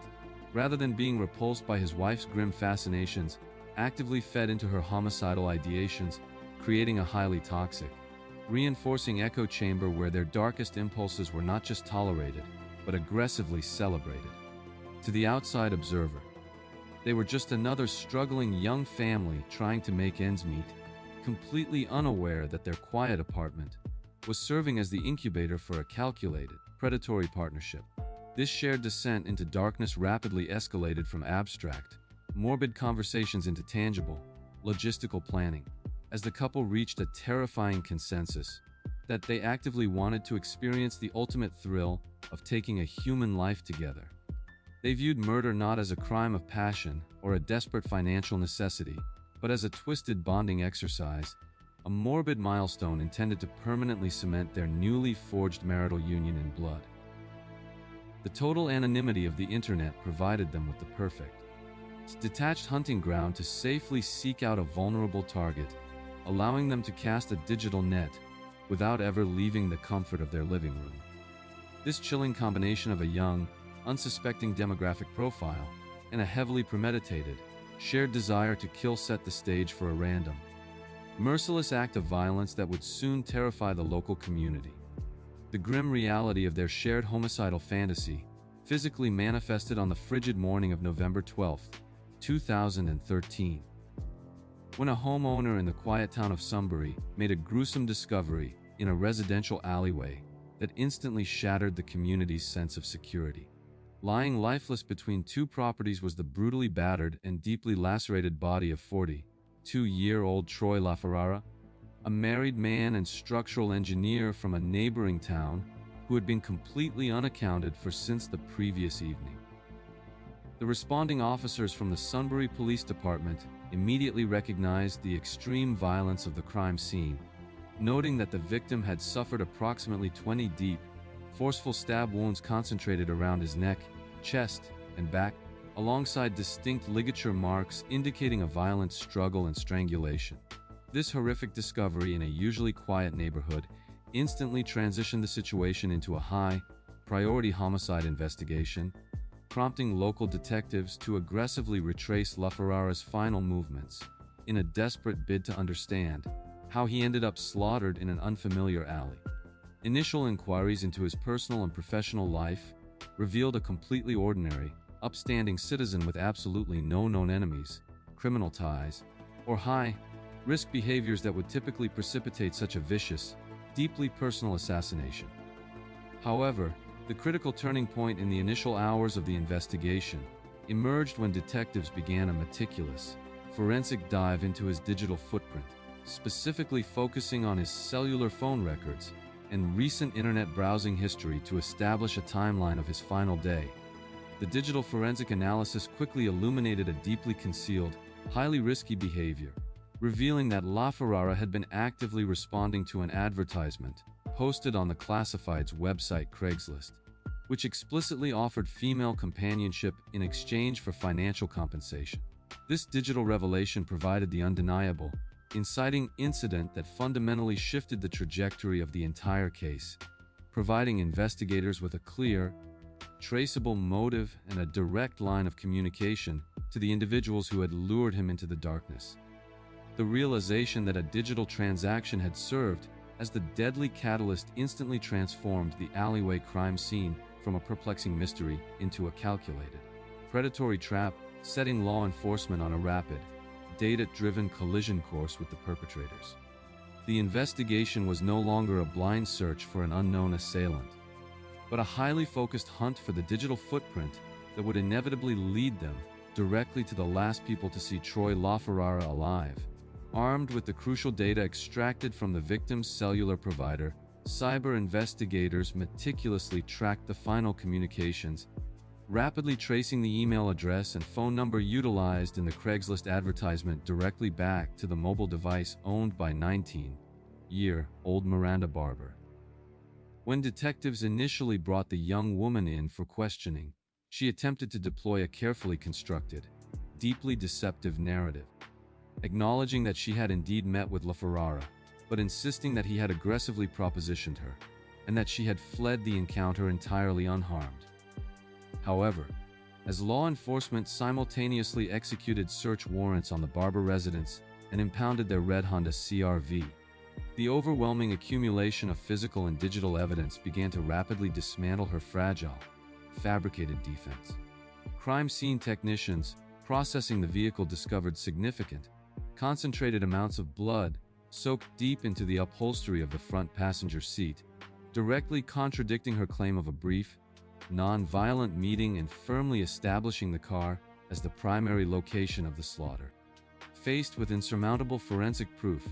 Elite Barber's resolve completely fractured during his own separate interrogation, leading him to fully confess to the intricate, deeply chilling mechanics of the premeditated murder plot they had orchestrated together to celebrate their marriage. He detailed exactly how the couple had actively utilized the Craigslist advertisement as a deliberate, calculated snare to lure an unsuspecting victim into their vehicle, choosing LaFerrara simply because he was the first person to fully commit to the meeting location. Elite described his specific role in the gruesome theater of death, explaining how he had meticulously concealed himself under a dark blanket in the back seat of the SUV, waiting in complete silence as Miranda drove to pick up the 42-year-old engineer at a local shopping mall. As Miranda navigated the vehicle through the dark, quiet streets of Sunbury, she gave a pre-arranged verbal signal, prompting Elite to suddenly lunge from his hiding spot and wrap a heavy cord tightly around LaFerrara's neck, violently pinning him against the passenger seat. While Elite ruthlessly strangled the terrified victim from behind, neutralizing any ability to defend himself or escape the moving vehicle,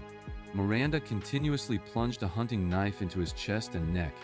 executing a highly coordinated, flawlessly synchronized thrill kill.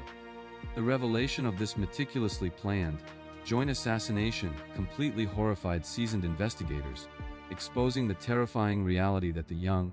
unassuming couple had transformed their family vehicle into a mobile slaughterhouse, simply to satisfy a shared, morbid curiosity about taking a human life. The absolute climax of this deeply unsettling narrative did not culminate with the arrests themselves, but rather erupted during the highly sensationalized, deeply bizarre media circus that Miranda Barber actively orchestrated from behind the concrete walls of the county jail. Desperate to elevate her status from a localized murderer to an infamous, globally recognized apex predator, Miranda initiated contact with a local newspaper reporter and completely upended the entire investigation by casually confessing to being a prolific, active serial killer.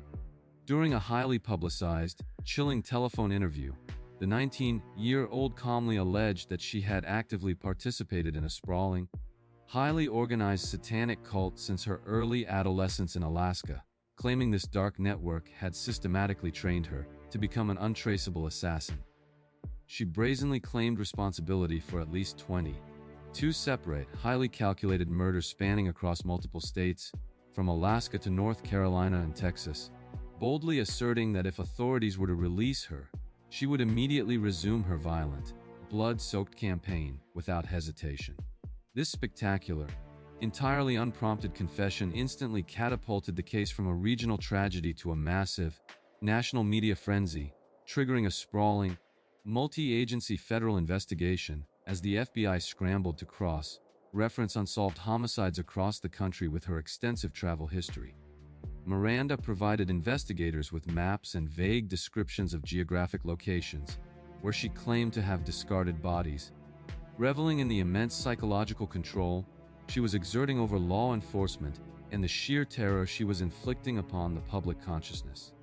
However, despite dedicating massive resources, conducting extensive forensic excavations, and meticulously analyzing decades of cold cases, federal and state investigators were completely unable to substantiate a single one of her grandiose, horrific claims. The stark, undeniable reality slowly emerged that her shocking confessions were entirely fabricated, representing the desperate, narcissistic performance of a deeply disturbed young woman seeking unparalleled notoriety and a twisted sense of legendary status within the true crime community she so heavily idolized. This profound plot twist revealed that her greatest weapon was not just the hunting knife she wielded in the car, but her profound ability to manipulate the media and exploit the public's deepest fears of an organized, shadowy network of serial murderers operating in plain sight. The realization that she was a singular, localized threat rather than a prolific, cross-country serial killer definitively closed the chaotic, nationwide panic she had maliciously manufactured, focusing the judicial spotlight solely back onto the brutal, undeniable reality of Troy LaFerrara's slaughter. Faced with the absolute certainty of the forensic evidence recovered from their vehicle and their own highly detailed, deeply incriminating confessions regarding the events of that fateful November night, both Miranda and a lit barber ultimately recognized the futility of proceeding to a trial. In order to definitively avoid the highly probable imposition of the death penalty, the young couple entered formal guilty pleas to the charge of second-degree murder, permanently abandoning any lingering, theatrical defenses or fabricated claims of broader, cult-related conspiracies. During the deeply emotional sentencing phase, the presiding judge forcefully condemned their actions as completely devoid of human empathy, highlighting the sheer, terrifying randomness of the crime and the absolute lack of any mitigating factors or rational motives beyond a twisted desire for a marital thrill. Consequently, both 19-year-old Miranda and 22-year-old Alit were handed mandatory sentences of life in prison without the possibility of parole, ensuring that their dangerous, deeply toxic partnership was permanently severed by the unyielding concrete walls of the Pennsylvania Department of Corrections. Troy LaFerrara's grieving widow and deeply traumatized family were left to navigate a lifelong, agonizing reality, entirely shattered by a senseless, predatory act of violence that was born from the darkest, most unfathomable corners of the human psyche. The highly publicized, deeply disturbing case remains a chilling testament to the severe dangers of the digital age, illustrating how the absolute anonymity of the internet can effortlessly connect deeply disturbed predators with unsuspecting, highly vulnerable targets in a matter of seconds. It also serves as a stark, terrifying reminder that the impulse to commit premeditated murder can sometimes be a collaborative, deeply intimate endeavor, solidifying a bond through shared bloodshed rather than traditional expressions of love. However, this phenomenon of utilizing lethal violence as a twisted, permanent solution to an unwanted marital situation is not always a mutual agreement. Sometimes, the absolute danger comes from a partner who decides that newly-eyed life is a trap that must be immediately and violently escaped. This profound shift from a horrific, joint thrill kill in a dark Pennsylvania alleyway to a solitary, highly calculated act of fatal betrayal in the majestic, unforgiving wilderness of the Pacific Northwest brings us directly to the precipice of a towering cliff in Montana and the chillingly remorseless actions of Jordan Graham.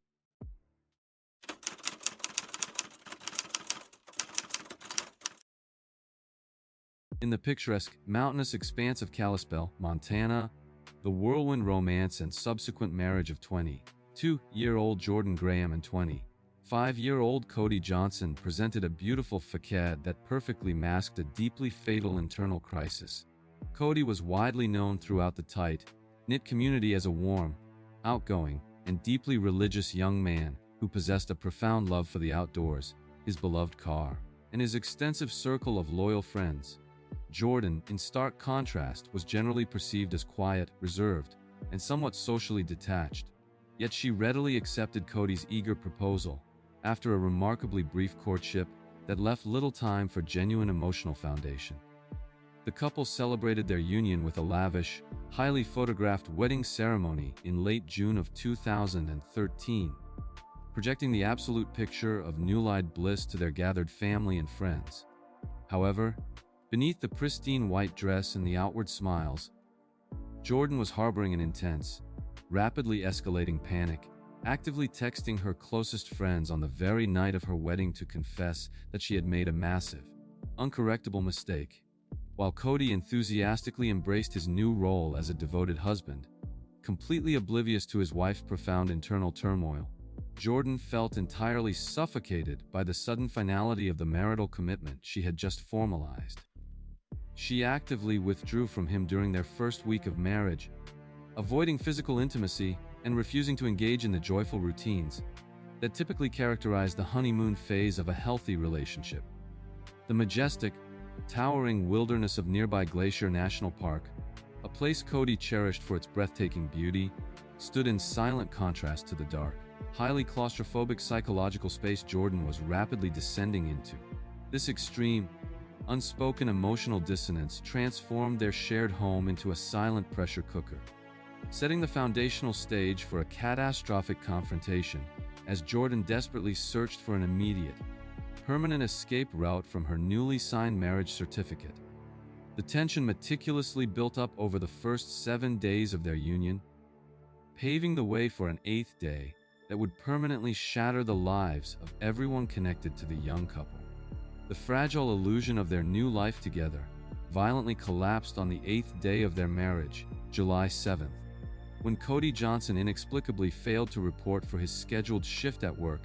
an anomaly that immediately triggered severe alarm among his family and colleagues. Cody was a famously punctual, highly responsible individual who would never simply abandon his professional duties without notice, prompting his friends to quickly initiate a desperate search for his whereabouts. When pressed for information by concerned family members and local law enforcement, Jordan deployed a highly suspicious, entirely uncharacteristic narrative, claiming that Cody had received a late-night text message from out-of-town friends and subsequently left their home in a mysterious, dark-colored car for a joyride. She insisted that he had simply vanished into the night with these unknown individuals, leaving behind his beloved vehicle and his cherished dog, a detail that immediately raised massive, undeniable red flags for anyone who actually knew his daily habits. The authorities, initially treating the situation as a standard missing persons inquiry, quickly noted Jordan's completely detached, emotionless demeanor, which stood in stark, chilling contrast to the frantic, desperate panic typically exhibited by a new bride whose husband has suddenly disappeared. She actively avoided Cody's grieving family, refused to participate in the widespread community search efforts, and spent her time casually texting friends about entirely unrelated topics, while the entire town scoured the surrounding areas for her missing husband. Detectives immediately began to press her on the vague, contradictory details of the dark car and the unidentified friends, recognizing that her fabricated timeline completely failed to align with Cody's known digital footprint or physical movements on the night in question. This bizarre, highly defensive behavior served as the definitive inciting incident that fundamentally shifted the trajectory of the investigation,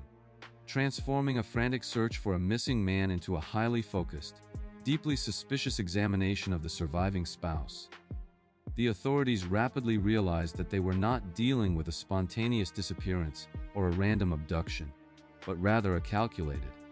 localized deception orchestrated by a woman who clearly possessed critical knowledge about her husband's true fate. As the desperate search expanded into the treacherous, unforgiving terrain of Glacier National Park, Jordan actively escalated her campaign of deception by creating a completely fabricated, untraceable email account under the pseudonym Tony to heavily manipulate the direction of the investigation. Utilizing this fake persona, she sent a highly detailed email to her own personal account, actively claiming that Cody had gone hiking with some buddies, had accidentally fallen off a steep cliff, and that his friends had panicked and cowardly fled the scene without reporting the tragedy. She immediately presented this fabricated digital communication to the local police and Cody's family as absolute, undeniable proof of her initial joyride narrative. Desperately attempting to definitively close the investigation, and forced the authorities to look elsewhere for suspects. Driven by the supposed information contained in this fake email, Jordan conveniently organized and led a search party of family and friends to a specific, highly remote area of the massive national park known as the Loop Trail. Against astronomical, completely impossible odds in a wilderness expanse spanning over 1,000,000 acres, Jordan almost immediately discovered Cody's lifeless body resting at the absolute bottom of a steep, treacherous rocky ravine, bizarrely claiming to park rangers that she simply had a strong feeling he would be there. Seasoned investigators and experienced park personnel were immediately, profoundly suspicious of her miraculous, pinpoint discovery, recognizing the sheer impossibility of locating a concealed body so quickly in such vast wilderness without possessing intimate, prior knowledge of the crime scene. Furthermore, law enforcement heavily scrutinized the digital footprint of the supposedly anonymous email, utilizing advanced cyber forensics to effortlessly trace the originating IP address of the Tony message directly back to Jordan's own residence and personal devices. The investigative net tightened completely when federal authorities recovered highly conclusive security camera footage from the Glacier National Park entrance gates, explicitly showing Cody and Jordan entering the park together in her vehicle on the exact evening of his disappearance, with subsequent footage showing her exiting the park completely alone. This undeniable, concrete physical evidence completely destroyed her entire narrative of the mysterious dark car and the out-of-town friends, proving definitively that she was the very last person to be with him and was actively orchestrating a massive, calculated cover-up of his violent death. Armed with the undeniable park entrance footage and the definitively traced IP address of the fabricated email, the Federal Bureau of Investigation officially took over the homicide inquiry and immediately isolated Jordan in a highly intense, deeply confrontational interrogation room. Federal agents systematically and aggressively dismantled her fragile web of lies, confronting the 22-year-old widow with the absolute impossibility of her timeline and the undeniable, concrete proof of her physical presence at the exact location of her husband's demise. Under the crushing, insurmountable weight of the accumulated forensic, digital, and circumstantial evidence, Jordan's coldly composed facade finally fractured, leading to a chilling, highly revealing confession that exposed the terrifying reality of Cody's final moments. She admitted that the Newlywed couple had specifically driven into the dark, isolated park that evening to engage in a massive argument regarding her profound, immediate regrets concerning their 8-day-old marriage and her desperate desire to completely walk away. According to her detailed admission, they walked along the treacherous, unguarded edge of a steep cliff face on the Loop Trail, where the intense verbal altercation rapidly escalated into a highly volatile physical confrontation in the darkness. Jordan detailed that as the argument reached its peak, Cody reached out and grabbed her by the arm, prompting her to violently and aggressively shove him away in a fit of absolute rage and profound resentment. With a calculated, forceful push utilizing both of her hands directly against his back, she intentionally propelled the 25-year-old face first off the precipice, ensuring he had absolutely no chance of regaining his balance on the narrow ledge. She coldly stood at the edge of the cliff and watched him plummet hundreds of feet into the rocky ravine below, making absolutely no effort to call emergency services, seek immediate help, or offer any assistance to the man she had just vowed to spend her life with. Instead, she calmly turned around, walked back to her vehicle, drove back home to sleep, and spent the next several days meticulously fabricating the entire joyride narrative, leaving him to die alone in the unforgiving wilderness simply because she wanted a highly efficient exit from her marital commitment. This devastating, blood-chilling plot twist fundamentally transformed the tragic narrative from a mysterious, unfortunate hiking accident into a brutal, calculated execution driven entirely by a desperate, sociopathic desire to permanently escape a relationship she no longer desired. Following her complete confession, a federal grand jury swiftly indicted the young widow on multiple severe charges, including first-degree murder, second-degree murder, and making knowingly false statements to federal law enforcement authorities during the course of a homicide investigation. During the highly publicized, deeply emotional federal trial in late 2013, the prosecution meticulously presented the devastating timeline, the undeniably fabricated emails, the damning security footage, and the chilling, absolute lack of remorse she displayed throughout the entire ordeal. Recognizing the overwhelming, insurmountable strength of the prosecution's case, and desperately attempting to avoid a mandatory, non-negotiable life sentence in federal prison, Jordan Graham abruptly halted the trial proceedings just moments before closing arguments were scheduled to begin. In a highly dramatic courtroom maneuver, she officially struck a plea agreement and pleaded guilty to second-degree murder, permanently abandoning her convoluted self-defense narrative and finally accepting absolute legal accountability for intentionally pushing her husband to his death. The presiding federal judge, aggressively noting the sheer callousness of the premeditated crime and her highly elaborate, cruel efforts to continuously deceive the victim's grieving family, sentenced her to 30 years in federal prison without any possibility of early release or parole. This severe, uncompromising sentence provided a grim, necessary measure of justice for Cody Johnson's deeply traumatized family, ensuring that the woman who had coldly utilized the majestic American wilderness as a murder weapon would spend the next 3 decades locked behind concrete walls. The case of the Newlyweds Cliff Killer remains a haunting, deeply unsettling reminder of how rapidly a supposedly joyful, highly celebrated union can devolve into a fatal, premeditated nightmare when one partner decides to aggressively and violently terminate the relationship. However, the dark,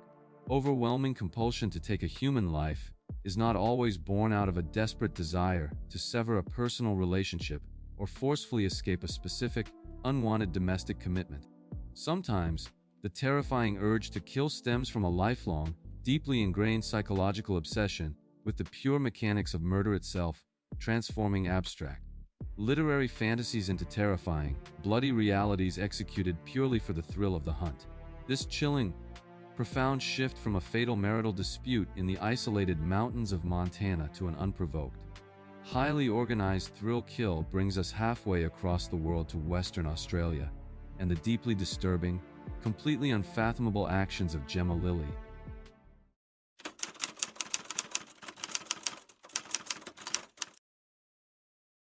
In the sprawling, sunlit coastal suburbs of Perth, Western Australia, 25-year-old British expatriate Gemma Lilly cultivated a secret,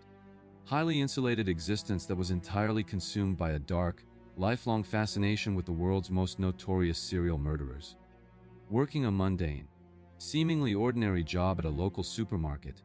Lilly spent every waking moment outside of her shifts, heavily immersing herself in the gruesome details of violent crimes, extensively researching the methodologies of infamous killers, and proudly displaying their photographs across the walls of her bedroom. This morbid obsession extended far beyond mere curiosity, manifesting in her authorship of a violent, self-published novel centered around a fictional, highly prolific serial killer who operated under the chilling moniker, SOS, which stood for Smile On, Serial Killer. Lilly deeply identified with this sadistic protagonist, actively adopting the SOS persona in her daily life, continuously wearing heavy leather boots and carrying hunting knives in a desperate attempt to embody the terrifying characteristics she had romanticized in her writing. Her descent from a highly disturbed enthusiast into an active predator was significantly accelerated when she crossed paths with 43-year-old Trudy Lennon, a mother of 3 who was deeply entrenched in the local submissive BDSM community and possessed a highly malleable psychological profile. The 2 women quickly established a deeply toxic,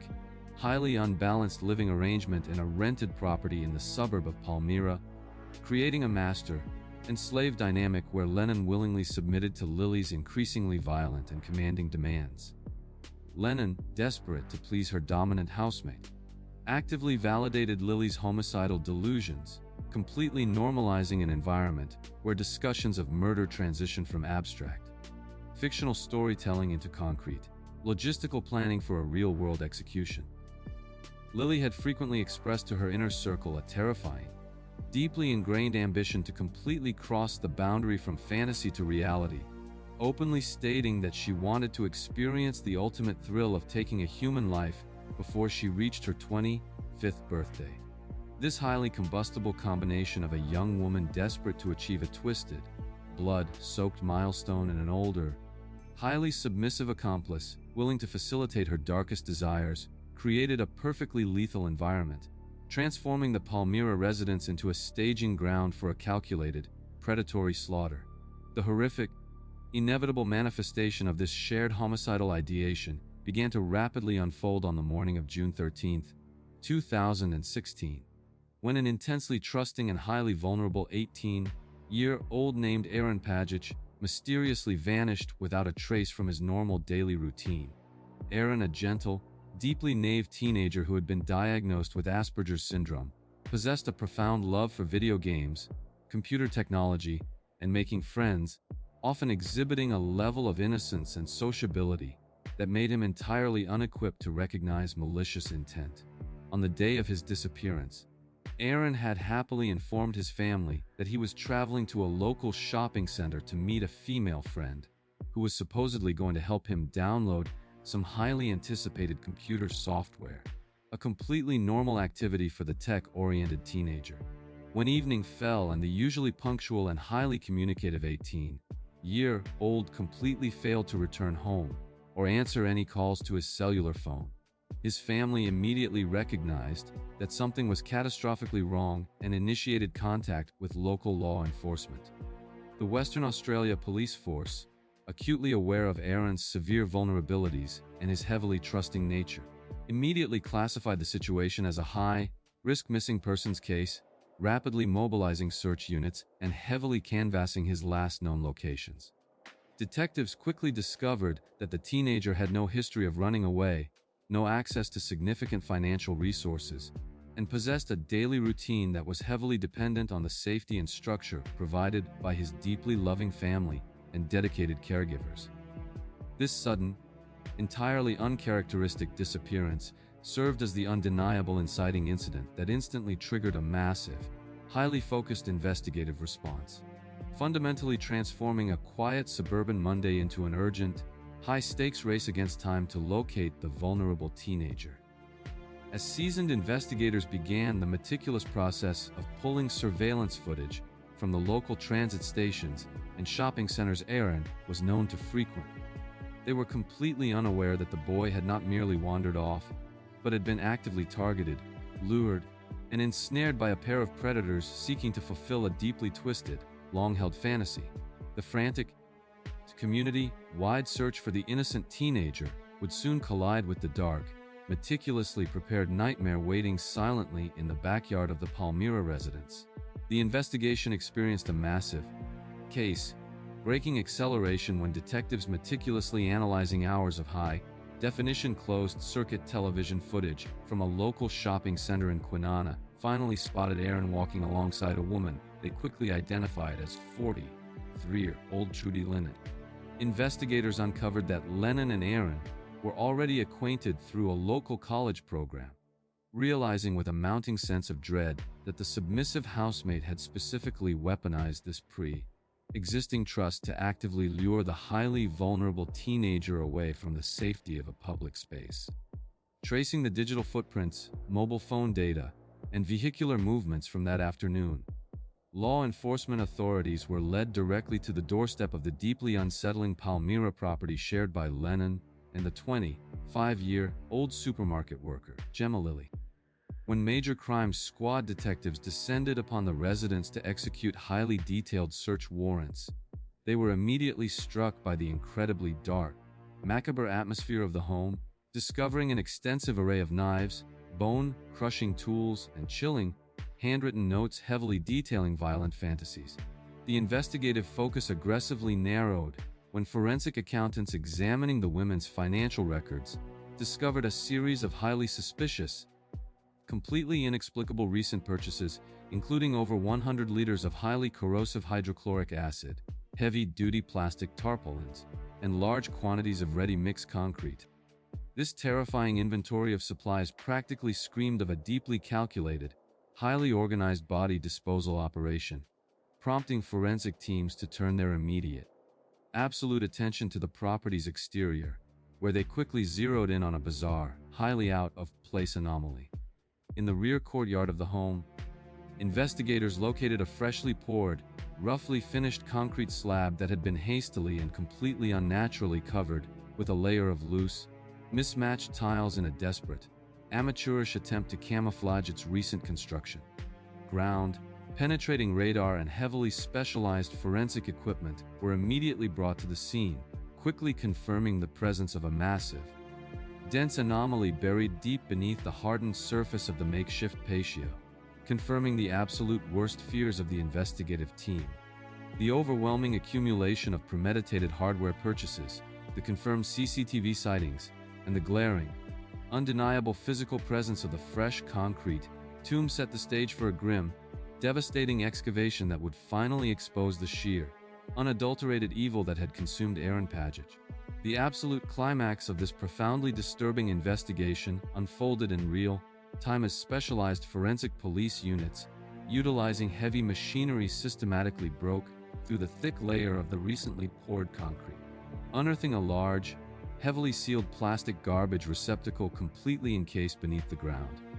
Upon carefully breaching the heavily secured container, the horrific reality of the women's homicidal collaboration was entirely exposed, as investigators discovered the brutally mutilated, decomposing remains of the 18-year-old Aaron Pagich, validating the absolute worst nightmares of his frantic, grieving family. A subsequent highly detailed autopsy formally revealed the sheer, uncompromising violence of his final moments, confirming that the trusting teenager had been forcefully garroted from behind with a length of heavy wire, before being viciously stabbed multiple times in the neck and chest. However, the most chilling, absolutely damning revelation came when cybercrime detectives successfully extracted thousands of heavily encrypted text messages exchanged between Lily and Lennon in the immediate, blood-soaked aftermath of the brutal slaughter. In these deeply disturbing, highly incriminating digital communications, Lily enthusiastically celebrated the violent murder, openly adopting her fictional SOS persona and sending deeply euphoric messages to Lennon expressing how incredibly empowered and satisfied she felt having finally crossed the threshold into becoming an active killer. She coldly bragged that the execution could not have gone any better, explicitly confirming to authorities that the innocent teenager was not killed out of anger, financial gain, or personal dispute, but was systematically hunted purely for sport to satisfy a twisted, deeply narcissistic bucket list. The profound, terrifying realization that an autistic teenager was specifically targeted and slaughtered simply because a 25-year-old woman wanted to physically experience the dark fantasies she had written about completely unmasked Lily as a highly organized, completely remorseless psychopath. This devastating plot twist completely obliterated any lingering, desperate defenses the women might have offered, cementing the undeniable fact that they had spent weeks meticulously planning the murder, buying the acid, mixing the concrete, and selecting a victim they deemed entirely too trusting to fight back. The discovery beneath the concrete permanently ended the search for Aaron Pagich, but it simultaneously launched a highly publicized, fiercely contested legal battle that would require the complete, exhaustive dissection of one of the most uniquely terrifying criminal partnerships in Australian history. The subsequent legal proceedings culminated in an emotionally grueling, highly publicized trial at the Supreme Court of Western Australia, where the overwhelming, undeniable mountain of physical, digital, and circumstantial evidence was meticulously presented to a deeply disturbed jury. In a desperate, highly predictable attempt at self-preservation, the once symbiotic relationship between the two killers violently fractured. With Gemma Lily and Trudy Lannon aggressively turning on each other, each utilizing the witness stand to violently point the finger and blame the other for the actual, physical act of the murder. However, the prosecution relentlessly utilized their own digital footprint against them, presenting the euphoric, celebratory text messages, the CCTV footage of the entrapment, and the physical receipts for the concrete and acid to prove beyond a shadow of a doubt that they had acted as a completely unified, highly synchronized killing team. After weeks of enduring the deeply harrowing,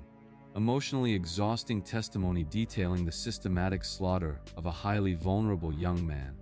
The jury required less than 3 hours of deliberation to see entirely through the defendant's fabricated, contradictory lies. Both Gemma Lilly and Trudy Lennon were found definitively guilty of the premeditated murder of Aaron Pagic, and the presiding judge, actively condemning the crime as entirely devoid of any human empathy or basic moral comprehension, sentenced both women to mandatory life imprisonment. The uncompromising verdict provided a grim, necessary closure for Aaron's deeply traumatized family, ensuring that the two predators who had callously utilized his trusting nature as a weapon against him would spend the vast majority of their natural lives permanently confined behind the maximum security walls of the Australian penal system. The deeply disturbing legacy of the SOS killer stands as a terrifying, absolute testament to the profound dangers that emerge when dark, untreated psychological obsessions are allowed to fester, rapidly escalating from the pages of a fictional manuscript into the very real, blood-soaked soil of a suburban backyard. As we step back from this horrific, concrete tomb and review the sheer, terrifying scope of the cases we have examined, a distinct, deeply unsettling pattern of human behavior begins to undeniably emerge from the darkness. These 10 cases prove that the most terrifying predators do not lurk in the shadows, but hide behind the familiar smiles of those we let into our homes, leaving us to inevitably wonder, how well do we truly know the people we trust with our lives? Thank you for watching.